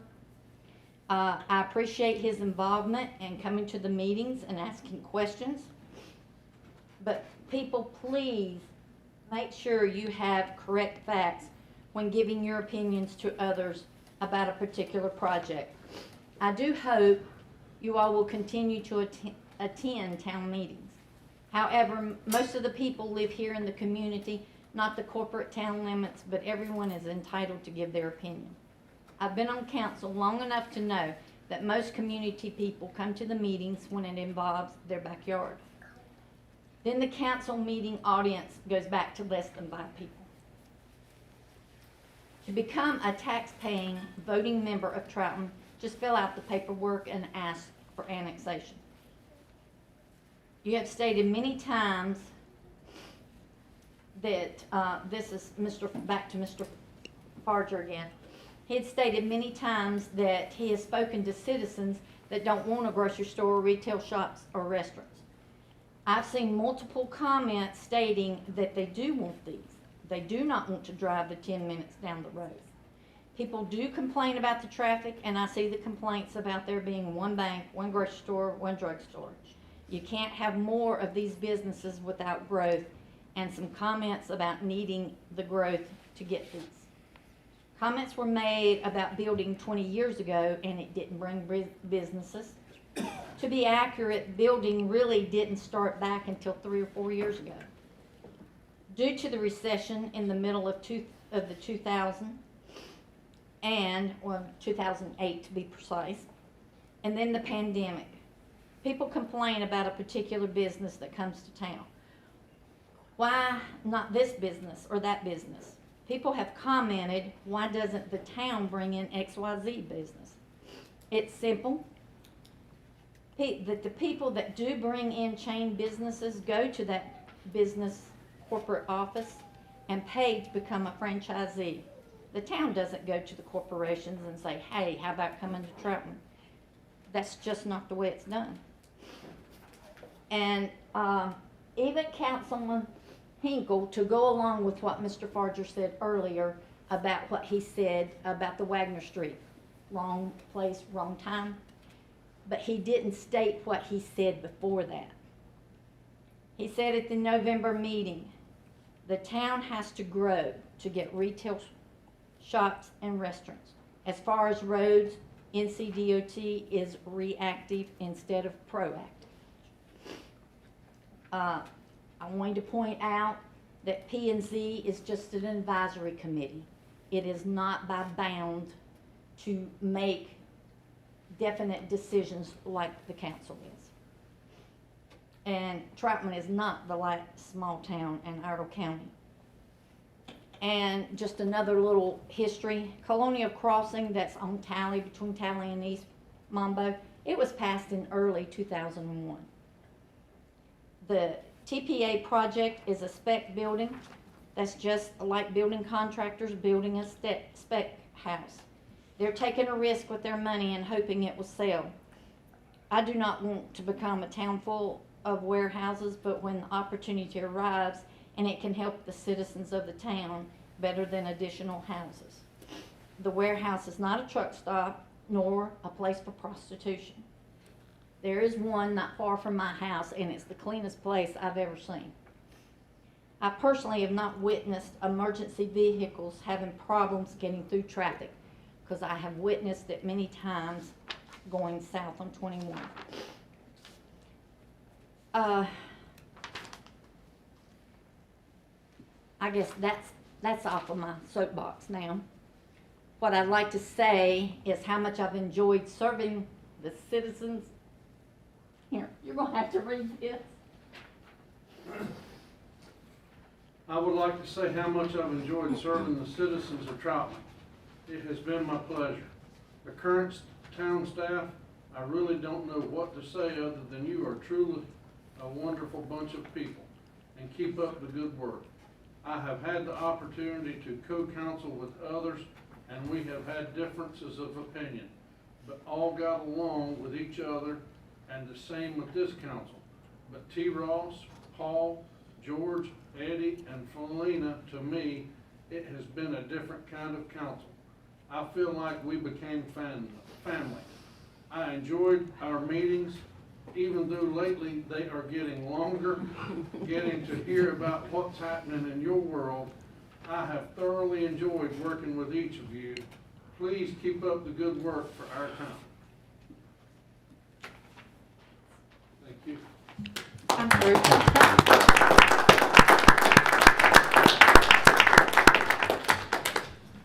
Sally, it has been a pleasure on this council with you. I appreciate your advice over the years, and I don't anticipate that you'll be going very far. In fact, I know where you live, and I appreciate you and App both for supporting this town over many years, and look forward to continue to have your support of this town, and so I appreciate your service, so thank you. Thank you. I think I was going to say, I think I've already said all I can say. I can't add to it, but again, it's been a pleasure these past 8 years with you. I came back on the council a second time, you and the mayor here, and you know, I enjoyed it then. I've enjoyed it all these years since then, and you know, we're going to miss you. You've been wise counsel. You're someone I could bounce ideas off of, and know I was getting straight shooting facts back and so forth, and you know, that I'm going to miss. But as you say, you know, God has a plan, and we'll find out what it is. All right. Thank you. And for all these new council members, I can't say enough. Look forward to continue to serve with you. I say new council members, I don't know if I can call Mr. Hinkle a new council member. I mean, he's been in the office much longer than I have. You know, we know we have a lot of work to do and continue to do. As I say, the problem, or the good thing about our town is we're growing. The problem about our town is we're growing. And so at some point, I hope we all continue to look back and hopefully feel like we made some decisions that continue to benefit our town. So again, look forward to serving again with you all, starting hopefully not after tonight, for another 30 days. So with that, I will, one of the things that we have to do or should do during this organizational meeting is select our mayor pro tem. I would say, again, it's open to all council members. Mr. Hinkle has been the mayor pro tem the last 2 terms and has been an absolute tremendous support for me. The mayor pro tem serves in the absence of the mayor in a number of roles, not just at these meetings, but other meetings and venues, and he has been more than willing to serve. And I don't know that he's willing to serve again, but again, it's up to the council, and I am open to a motion from any member of the council as to who our next mayor pro tem will be. Yeah, before anybody says anything else, let me say this. Of course, I was mayor pro tem many years ago and then again now. So, you know, I've done more than I could ever have dreamed of. And George, if you would like to take it over, I would be glad to relinquish it to you, if that would be your wish. My wish is to see you continue in that role. I think you do a good job. You're here in town a lot more than I am. I still do work part-time, so I'm kind of locked out of contact with anybody for a few hours 3 days a week. So I'd be much better served by you being our mayor pro tem. And All I can do is if you'd be honored, I'd like to make a motion that we have you to serve as the mayor pro tem over our next term. Motion is made and received a second, so I could get my mask off. I would ask any other question or comment. Okay. I'll call for the vote. All those in favor say aye. Aye. Any opposition? Hearing none. Mr. Hinkle, congratulations again. Trustee. Maybe next year. We do this once a year, or supposed to, so maybe next year I can, or maybe you even by that time, you know. So We'll work on it. You know, yeah, we'll work on it. The next item is comments from council. So I'll open it up, just general comments. Anybody want to make any general comments? I'll start with Mr. Harris. Yeah, I'd just like to congratulate the newly elected councilmen and members. I guess I ain't say men, because I got Feline beside me. So I get Harris here right beside me again. This Harris is kind of dominate this end. But congratulations, great campaign out there, Jared. You did it the way, old-fashioned way like I do. You go door, out there, and that's the way you do it. And Sally, I'm gonna miss you. We've had some battles. We've had a lot of time we worked together, but it's always been good. And I enjoyed it. The other thing is that just like to remind people that while some of the work we did tonight, a lot of people are mad because it affects, but within the next 2 years, I truly believe they'll realize that we made the right move tonight, because we're going to open up a roadway and we're going to put some good dollars to this town that avoids us from raising property taxes, which really upsets people.